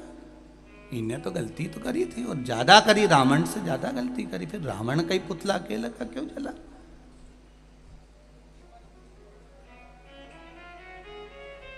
और रावण ने तो केवल सीता जी को हरकर अशोक वाटिका में ले जाकर रखा था, फिर इसका पुतला जला और कौरवों का नहीं जला। उसका कारण क्या था? क्या कारण था ऐसा कौन सा कारण पड़ गया था कि रावण का पुतला जलाया गया और कौरवों का नहीं जलाया गया?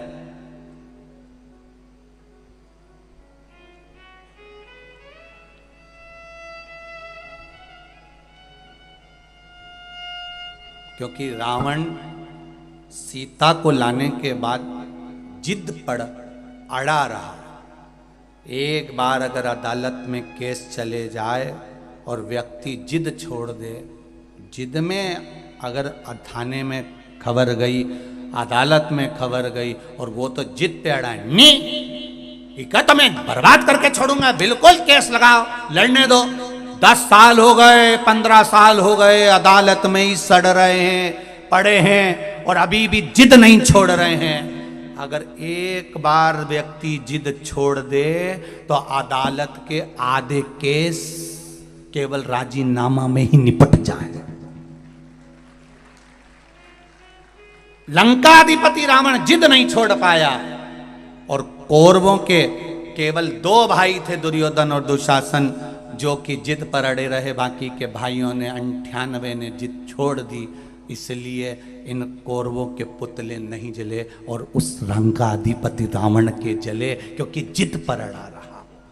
जिस व्यक्ति का जिद्दी किस्म का जो व्यक्ति होता है, जो जिद पर अड़ा रहे, नहीं मैं तो बर्बाद करके छोड़ूंगा, इसने समझ के रखा है भले कोई हो, मैं कहीं किसी की सुनो, जिद पर अड़ गया, उसने पूरे घर को बर्बाद कर दिया। जिद पर अड़ा रहा, थाने में केस पड़ा रहा, 10 साल 15 साल 20 साल 25 साल केस अड़े रहे। और अगर जिद नहीं होती ना तो दोनों परिवार में आज समझौता हो गया होता, वो थाने से बाहर हो गया होता, वो जेल से बाहर हो गया होता। जरा विचार करिए, आज पूरे भारत की भूमि पर जो छोटी छोटी जेल थी उनको बड़ा बड़ा करा जा रहा है। सोचो कितना क्राइम बढ़ते चले जा रहा है। इस क्राइम को, इस होने वाली गलतियों को सरकार कभी नहीं रोक सकती। इस क्राइम को सरकार कभी ना रोक पाएगी। अगर क्राइम को रोक सकता है तो केवल घर की मां और पिता रोक सकते हैं अपने बच्चों को संस्कार देकर। अपने बच्चों को सिखाओ, गीता का पाठ करना सिखाओ, उस गीता का महत्व बताओ। और बेटे से कहो बेटा अभी छोटे हो तो गीता पढ़ना सीख जाओ, इस गीता के महत्व को जान जाओ, इस गीता के शब्द को जान जाओ। जो बाल्य अवस्था में गीता के महत्व को जान जाता है वो अदालत में खड़े होकर गीता पर हाथ रखकर कसम नहीं खाता है। उसको कसम खाने की जरूरत नहीं पड़ती। जो गीता के महत्व को जान गया, जो गीता के शब्द को पहचान गया, जो गीता के संबोधन को जान गया। अपने बच्चों को गीता का महत्व समझाइए, अपने बच्चों को रामायण का महत्व समझाइए, अपने बच्चों को श्रीमद् भागवत का, शिव महापुराण का महत्व समझाइए। जब इस सनातन धर्म के बच्चे एक एक शब्द को समझेंगे तो उन बच्चों को अदालत में खड़े होकर गीता पर कसम खाने की जरूरत नहीं पड़ेगी। गीता पर हाथ रखकर कसम वही खाता है जो बचपन में गीता नहीं पढ़ पाता है। जिसने गीता पढ़ी होती है उसको कसम खाने की जरूरत नहीं पड़ती है। क्राइम को सरकार नहीं रोक सकती, क्राइम को सरकार कभी नहीं रोकेगी। अगर क्राइम रुकेगा तो आपके संस्कारों से रुकेगा, आपके ज्ञान से रुकेगा, शिव महापुराण से रुकेगा। आज पहले घरों में इतना विवाद होता था, 24 घंटे लड़ाई होती थी। आज दोपहर में 2 बजे से 5 बजे तक लोग टीवी खोलकर बैठ जाते हैं। भले कुछ नहीं घर में जाए, भले अंदर उतरे ना उतरे, पर 2 से 5 बजे तक टीवी चलती है, उतनी देर तो मन शांत रहता है। आप 3 घंटा कथा में आकर बैठते हो, उतनी देर तो मन शांत रहता है। लोग कहते हैं महाराज जी लोग तो बिल्कुल उल्टे घड़े की तरह हैं, तुम नल की तरह हो, पानी बहाते रहते हो, उनके अंदर कुछ जाता तो है ही नहीं। लोग कहते हैं इतने लोग कथा सुनने आए हैं, क्या सबके अंदर कथा चली जाएगी? हमने कहा बिल्कुल नहीं जाएगी। तो फिर इनके आने से फायदा कौन सा है? हमने कहा नल के नीचे चाहे सीधा घड़ा लगाओ चाहे उल्टा घड़ा लगाओ, सीधा लगा होगा तो पानी भरा जाएगा, उल्टा लगा होगा तो कम से कम ठंडा तो बना रहेगा।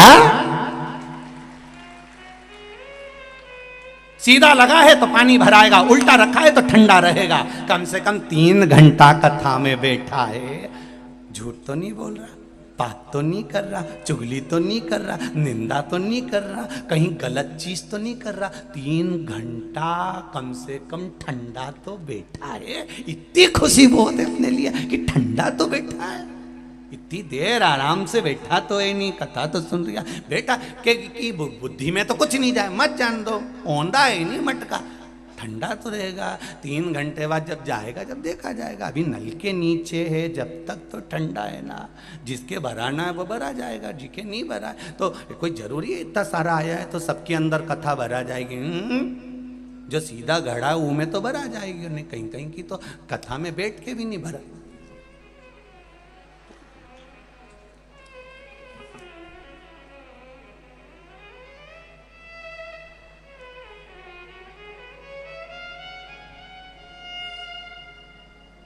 नहीं भरा। आरती के समय पर कई लोगों का ध्यान भगवान की ओर होता है और कई लोगों का ध्यान चप्पल की ओर होता है। ये तो ध्यान लगाने वाली बात है। पहले हम भी आरती गाते थे, जय जगदीश हरे, पर तो हमने छोड़ दिया क्योंकि लोग आरती के समय पर ध्यान गलत कर लेते हैं। अपन बोले मात पिता तुम मेरे, इनका ध्यान पीछे चले जाता, मात पिता तुम, और इनका ध्यान चला जाए। और फिर वो चप्पल कहीं चली जाए तो ये आरती में सोच ले अपनी तो चली गई, शरण गऊं में किसकी, अब मैं किसकी ले जाऊं। तब समझ में आया कमला की अच्छी रखी है, ये अब यार इधर से उधर देखेगी और मैं निपटा बैठूंगी, बस इतना ही। अब ये तो घड़े के ऊपर है, तुम सीधा घड़ा रखा है तो कथा मिलेगी, सीधा घड़ा है तो अच्छा ढूंढ लोगे, सीधा घड़ा है तो 7 दिन की शिव महापुराण में से कुछ अच्छा निकालने का प्रयास कर लोगे। सीधा घड़ा है तो शिव महापुराण आपको अच्छी लगेगी, और अगर उल्टा घड़ा है तो 3 घंटा तो बैठ लेगा, उसके बाद यहाँ से जाने के बाद फिर निंदा में लग जाएगा, हाँ वो तो महाराज ही बेकार है, उसका तो काम केवल बवाल मचाना है। कल कथा में बोल दिया कि काशी में परमिशन नहीं मिली, आज परमिशन बाबा की कृपा से। ये तो जहां जाए पहले बवाल मचाए फिर कथा चालू होता है। हम काय का मचा, लोग गए तो क्या करो सर।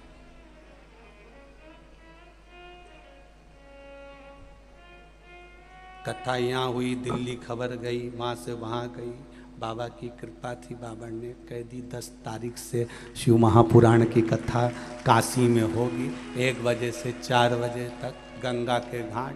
तो ये शिव है, ये शंकर है। और घड़ी सीधा घड़ा अच्छाई भरने का प्रयास करेगा। और मेरी बहनें, जितने लोग इस महापुराण की कथा में बैठे हैं, जितने लोग आस्था चैनल पर, फेसबुक, यूट्यूब पर सुन रहे हैं, यह मेरा विश्वास करता है कि आप में कोई उल्टा घड़ा नहीं, सब सीधे घड़े हो जिसमें भरा रहा है शिव तत्व, भरा रहा है शंकर की कथा, भरा रहा है, और वो अंदर प्रवेश कर रही है जो जगत के उद्धार का काम करे।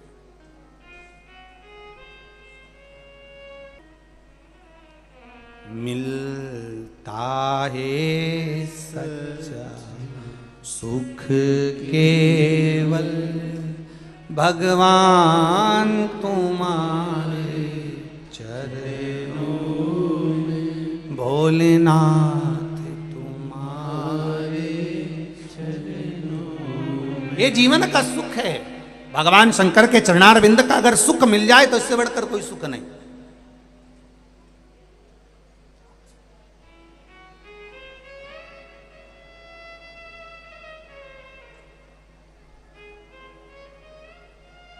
चित्तवृत्ति में शिव को समाये। विदल उत्पल ने गलत दृष्टि से माता पार्वती को देख लिया था और माता का हाथ पकड़ने के लिए आतुर हुए।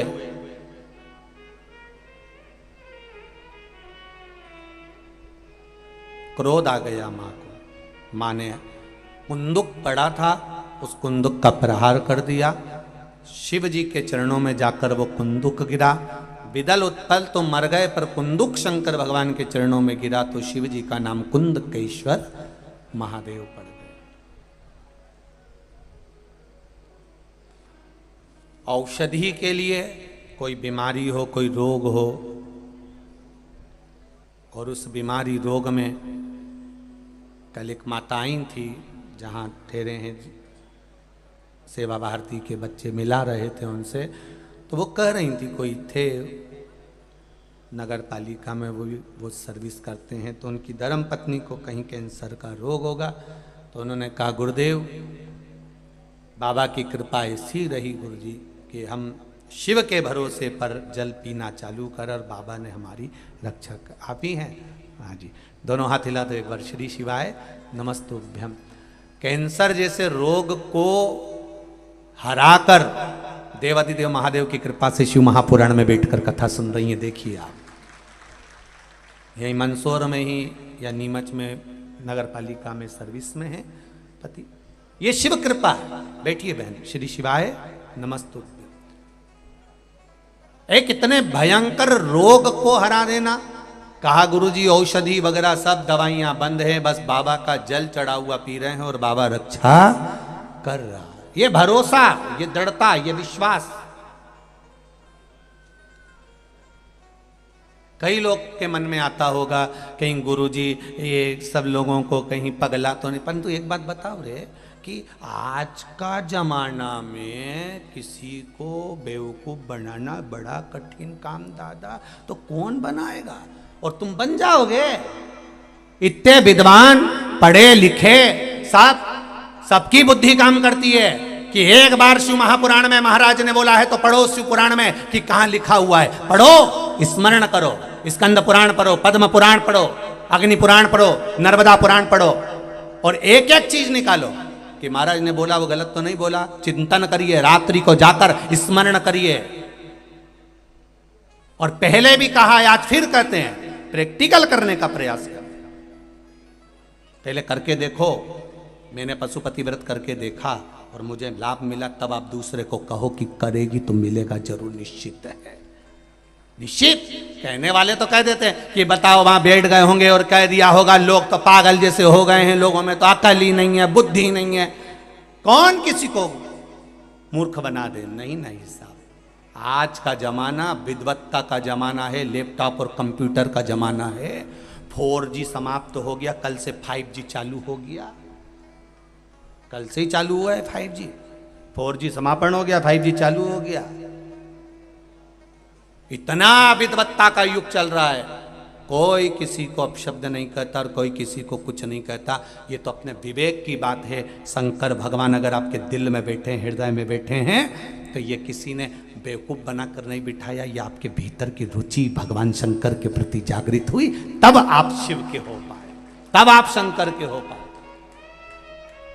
शिव ऐसे ही नहीं मिल जाता है। अब इन दीदी ने भी तो प्रयास करा होगा कि एक लोटा पानी चढ़ाकर तो देखूं, शिव सुनेगा मेरी, और यह विश्वास रखकर उन्होंने जल चढ़ाया और पानी पिया, तो कैंसर जैसे बीमारी से भी मुक्त हुई है। कैंसर जैसी बीमारी को भी पीछे पछाड़ दी। ये भीतर की विश्वास, भीतर की दृढ़ता, भीतर का भरोसा, ये कहां से लाओ? और मेरी माताओं से, मेरी बहनों से, मेरे भाइयों से और मेरे जितने बंधु यहाँ बैठे हैं, बेटा बेटियां, सबसे निवेदन करूंगा, आप प्रतिदिन बिना शर्म के, बिना संकोच के एक लोटा जल चढ़ाने शिव मंदिर जरूर जाओ। वो तुम्हारा अंतिम समय तक हाथ नहीं छोड़ेगा, उछाल देता रहेगा, नीचे नहीं गिरने देगा। एक ठेला चलाने वाले से भी कहूंगा, एक भीख मांगने वाले से भी कहूंगा, कब तक भीख मांगोगे? और भगवान परमात्मा ने तुम्हें भीख मांगने के लिए नहीं भेजा है राष्ट्र में।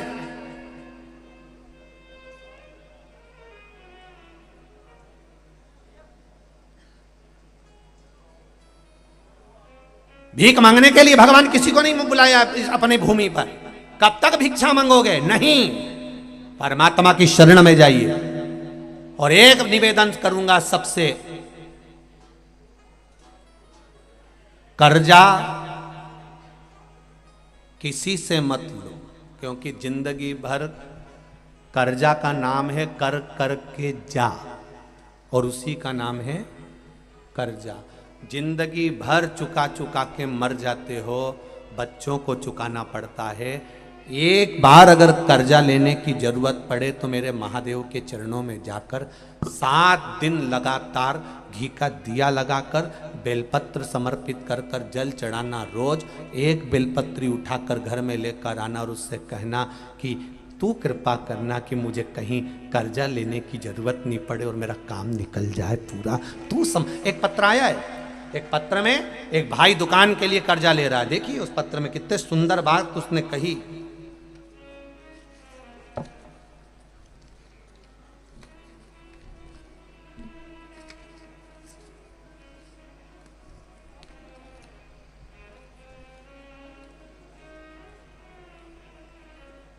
मैं लता लोहार, पति विनोद लोहार, कहीं बैठे हों लता जी और विनोद जी लोहार। मैं लता लोहार, पति विनोद लोहार, 10 स्नेह नगर संजीत रोड मंदसौर से हूं मैं। कहीं बैठी हों तो हाथ हिलाइएगा, कहीं बैठी हैं तो हाथ हिलाइएगा, जहां भी बैठी हो। लता लोहार, पति विनोद लोहार। गुरुदेव, मेरे पति की 15 वर्षों से अनुकंपा नियुक्ति थी। अनुकंपा नियुक्ति की कोशिश करते रहे थे लेकिन कोई सफलता नहीं मिली। 2019 में भी बहुत प्रयास करा, लेटर आया लेकिन कोरोना महामारी के कारण कोई जवाब नहीं आया। 3 वर्ष निकल गए। फिर मैंने आपके द्वारा बताए गए पशुपति व्रत को किया तथा रतलाम की कथा श्रवण की। कथा के पंडाल में आपने कहा था बैठकर कथा सुनने का जो लाभ है उसका फल मिलता जरूर है। मैंने कथा श्रवण करने रतलाम गई, वहां कथा सुनकर आई। मेरे पति द्वारा फिर एक बार मन में आया कि अब नौकरी नहीं लग रही तो दुकान लगाने का प्रयास करा जाए। दुकान लगाने के लिए कहा, पर पति ने कहा मैं कल दुकान की एग्रीमेंट करवाने जा रहा हूं, पर दुकान की पगड़ी ज्यादा है, 2.5 लाख रुपए की पगड़ी देना पड़ेगी, इतना पैसा कहां से आएगा। दुकान लगाने का मन में भाव आया। मैंने पशुपति व्रत प्रारंभ कर दिए और बाबा से कहा बाबा कर्जा ना करना पड़े ऐसी कृपा करना। और पति से कहा तुम रुको, मेरे 5 व्रत पूर्ण होने दो, मुझे विश्वास है कि मेरा बाबा कर्जा नहीं करने देगा। उसके बाद आप दुकान खोल लेना, एग्रीमेंट करा लेना। सारी बात कर कर एग्रीमेंट वाले से बात कर ली, दुकान की चर्चा हो गई। और बाबा की कृपा देखिए गुरुदेव, केवल पशुपति व्रत करे, 8 दिन ही पूरे हुए, प्रार्थना करती रही और बाबा की कृपा से पति के पास विभाग द्वारा पत्र आया कि आपकी ड्यूटी विभाग में, डॉक्यूमेंट विभाग में जमा कर दिए गए हैं तथा मेरे पति के सारे डॉक्यूमेंट जमा हो गए और मात्र 3 महीने के अंदर 15 वर्ष से जिस नौकरी के पीछे लगे थे बाबा ने वो नौकरी सरकारी मेरे पति को दे दी और कर्जा नहीं करने दिया। ये शिव है, ये शंकर है। जहां पर बैठे हों लता लोहार श्रीमती और पति विनोद लोहार, 10 स्नेह नगर संजीत रोड मंदसौर मध्य प्रदेश से हैं। ये शिव तत्व है, ये शंकर, ये औघड़ी।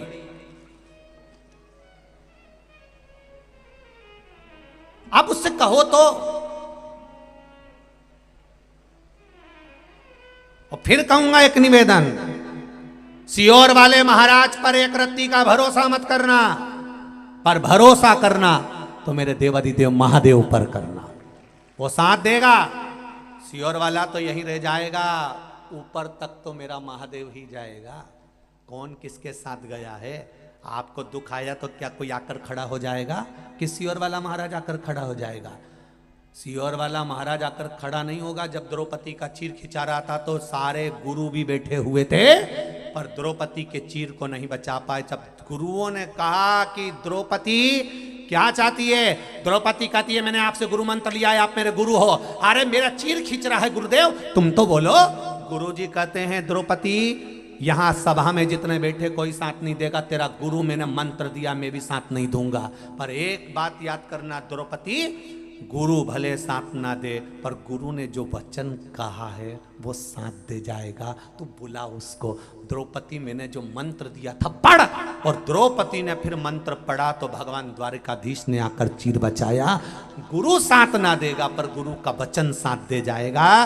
आप भी याद रखना, हम भले तुम्हारे सामने खड़े हो ना हो, पर एक बात याद रखना कि श्री शिवाय नमस्तुभ्यम, और एक लोटा जल तुम्हारा साथ आखिरी तक देकर जाएगा, वो तुम्हें छोड़ेगा नहीं, छोड़ने वाला नहीं है, कोई किसी का साथ नहीं देता।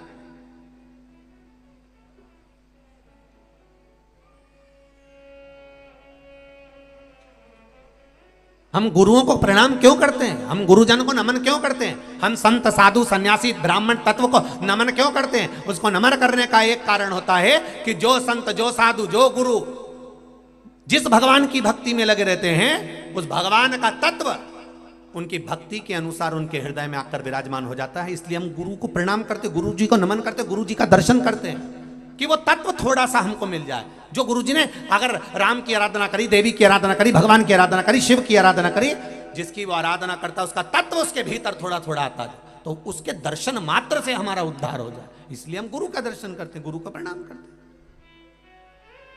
पर गुरु तुम्हारे अंतिम समय तक तुम्हारे साथ नहीं है। गुरु ने जो व्याख्यान करा, गुरु ने जो मंत्र दिया, गुरु जी ने जो नियम बताया, बस उसका स्मरण करिए। द्रौपदी ने कृष्ण को पुकारा, भगवान ने उसका चीर बचा लिया। आप जब जब दुख की घड़ी आए, रोग बीमारी तकलीफ कष्ट आए, कोई याद आए चाहे ना आए, तब एक स्मरण याद रखिए, श्री शिवाय। जम के बोलो जरा, श्री शिवाय नमस्तुभ्यम, और तब स्मरण रखिए एक लोटा जल, उसका स्मरण आपके भीतर रखिएगा कि हमको जाना है। तुम जाओ इसको हॉस्पिटल लेकर, मैं आई शंकर जी के मंदिर से, वो हॉस्पिटल लेकर जा रहे हैं, आप शिव जी के मंदिर पहुंच जाओ। मैं अभी आई तो क्या कहां जा रही? बस मेरे बाबा से मिलने जा रही हूं। और उसके दरवाजे पर जाकर फिर दिल से कह दो, ओ काशी के भोलेनाथ, मने थारी याद सतावे रे। बाकी सी लटक गई, नैनों में अटक गई, कब तुम दिखाओगे। अब धीर ना बंधे रे भोलेनाथ, मने थारी याद सतावे रे। अरे ताना मारे संसार, भोले ताना मारे संसार, मने थारी याद सतावे रे। ओ काशी के भोलेनाथ, मने थारी याद सतावे रे। आओ आओ जी मारा भोलानाथ,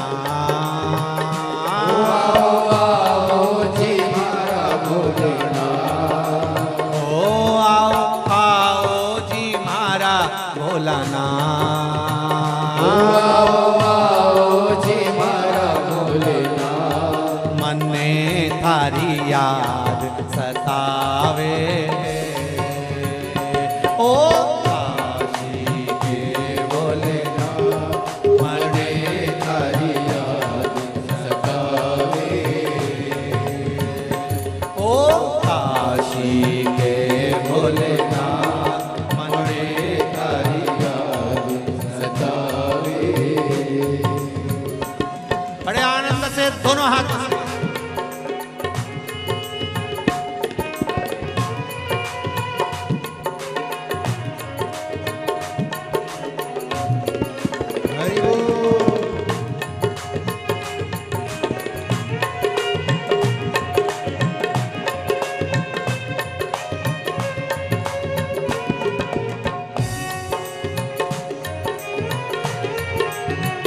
शंभो।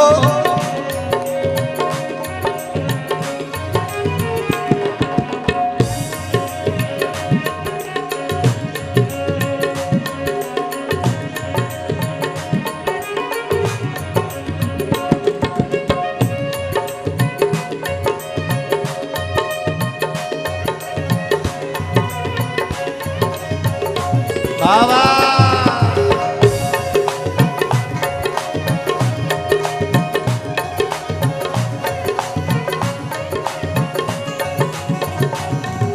बाकी सी लटक गई नैनों में अटक गई, कब तुम दर्श दिखाओगा। बाकी सी अटक गई नैनों में अटक गई, कब तुम दर्श दिखाओगा। ओ बाकी सी लटक गई नैनों में अटक गई, कब तुम दर्श दिखाओगा। बाकी सी अटक गई नैनों में अटक गई, कब तुम दर्श दिखाओगा। हिचक्याना रुके भोलेनाथ, हिचक्याना रुके भोलेनाथ, मन में थारी याद सतावे। ओ काशी ये भोलेनाथ, मने थारी याद सतावे। ओ जैनी छोड़ो भोलानाथ, उज्जैनी छोड़ो भोलेनाथ, ओ जैनी छोड़ो भोलानाथ, उज्जैनी छोड़ो भोलेनाथ, मन में थारी याद सतावे। ओ काशी के भोलेनाथ, मने तारी याद सतावे। ओ काशी के भोलानाथ, मन में थारी याद सतावे। ओ काशी के भोलेनाथ, मने तारी याद सतावे। मन थारी याद सतावे। मने तारी याद सतावे। मन थारी याद सतावे। मने तारी याद सतावे। आर महादेव। अपनी जगह बैठकर भगवान शिव से विराम के अवसर पर बड़े आनंद के साथ बाबा से निवेदन करते हुए, बाबा आज कथा का विराम होने जा रहा है और मैंने सुना है तू जाते जाते कुछ ना कुछ देकर जाता है मेरे हृदय से। आप मन से बाबा से निवेदन करिए, सब पुकारें बाबा को, मूल मंत्र का जाप करेंगे। श्री शिवाय नमस्तु, श्री शिवाय नमस्तु, श्री शिवाय नमस्तु, श्री शिवाय नमस्तु, श्री शिवाय नमस्तु। भोला सब दुख काटो मार, ओ भोला सब दुख काटो मार। शिव शंकर जपू तेरी माला, भोले बाबा जपू तेरी माला, भोला सब दुख काटो मारा। ओ भोला सब दुख काटो। भगवान शिव की कृपा उदारता। आगे 12 ज्योतिर्लिंग का चरित्र वर्णन कराया, सोमनाथ जी का वर्णन, चंद्रदेव को काया रोग हुआ, शिव जी ने आकर उस काया रोग से ठीक करा, सोमनाथ जी के रूप में विराजमान हुए। मल्लिकार्जुन कार्तिक बाबा रुष्ट होकर गए, भगवान शंकर पार्वती मनाने पहुँचे, मल्लिकार्जुन के रूप में विराजमान हुए। महाकाल दूषण नाम के राक्षस के संहार के लिए भगवान कालाधिपति महाकाल प्रकट। 4 अप्रैल से 10 अप्रैल 2023 में महाकाल बाबा की पावन नगरी माँ छिबरा के ताट पर सुंदर शिव महापुराण की कथा रहेगी। आप सब आमंत्रित, कथा का लाभ लीजिएगा। सब व्यवस्था भोलेनाथ करेगा और कराएगा। काशी में जो कथा है वो यही 10 तारीख से चालू होगी, 16 तारीख तक चलेगी और 10 से 16 तारीख तक कथा दोपहर में 1 बजे से 4 बजे तक टीवी चैनल आस्था, फेसबुक, यूट्यूब पर आएगी। और 10 तारीख के पहले दिवाली का सारा काम कर लो अच्छे से, खूब झाड़ू फूटा जो भी करना है तुमको, सफाई मफाई खूब प्रेम से करो। फिर 10 तारीख से कथा में लग जाओगे। इसलिए आनंद के साथ कथा रस तत्व को ग्रहण कर अपने जीवन को धन्य बनाइएगा भाव भक्ति के साथ। अगला वर्णन आया है ओमकारेश्वर। बिंद नामक पर्वत ने तप कर कर भगवान को प्रकट किया, शिव ओमकारेश्वर के रूप में विराजमान हुए। केदारनाथ जी का वर्णन नर नारायण ने तप कर कर भगवान शिव को विराजित किया। अगला वर्णन है भीमाशंकर। कुंभकर्ण की पत्नी का जैसा वर्णन आपको करा था करकटी का, उसके अनुसार भीम और भीम का वध शिव जी ने किया है संहार, भीमाशंकर के रूप में विराजमान हुए। अगला वर्णन है काशी विश्वनाथ। मनु शत्रुपा ने तप कर कर भगवान शिव को विराजमान करा। काशी की महत्वता को अपन 10 तारीख वाली कथा में श्रवण करेंगे। काशी के कुंडों का, वापियों का वर्णन 10 तारीख वाली कथा में श्रवण करेंगे। जो काशी के आसपास के हैं वो तो कथा श्रवण करने आ ही जाएंगे, पर बाकी के सब और जितने काशी के सेठ लोग हैं, निवासी हैं, उनसे भी निवेदन रहेगा, शिव भक्त आपकी नगरी में आ रहे हैं, आप खूब सेवा करो, आनंद के साथ करो और खूब सेवा का आनंद लीजिए काशी की धरा पर। अगला वर्णन आया है त्र्यंबकेश्वर। गौतम बाबा पर गौ हत्या का दोष लगा। ब्रह्मा विष्णु महेश तीनों छोटे छोटे शिवलिंग के रूप में विराजमान होकर दर्शन दिए, गौ हत्या के दोष से मुक्त किया। वैद्यनाथ जी का वर्णन। रावण शिव जी को ले जाते समय भूमि पर रखता है और उस शिवलिंग उठता नहीं, वैद्यनाथ जी के रूप में विराजमान हो जाते हैं। अगला वर्णन है नागेश्वर।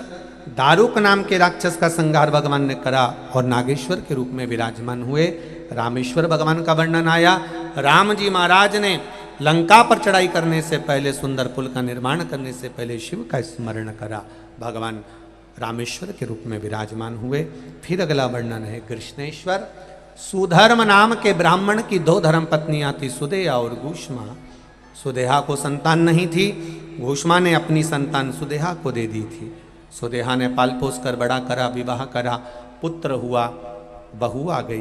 बहू को मालूम पड़ा कि मेरी असली सास तो घूष्मा है, सुदेहा को पूछना बंद कर दिया। जब सुदेहा को पूछना बंद किया तब सुदेहा को क्रोध आ गया और उसने अपने बेटे के टुकड़े टुकड़े कर कर तालाब में फेंक दिए। घूष्मा शिवलिंग का पूजन कर कर विसर्जन करने जा रही थी, मन में भाव प्रकट हो गए। मन में भाव आया कि मेरे बेटे का दर्शन बहुत दिनों से नहीं करा।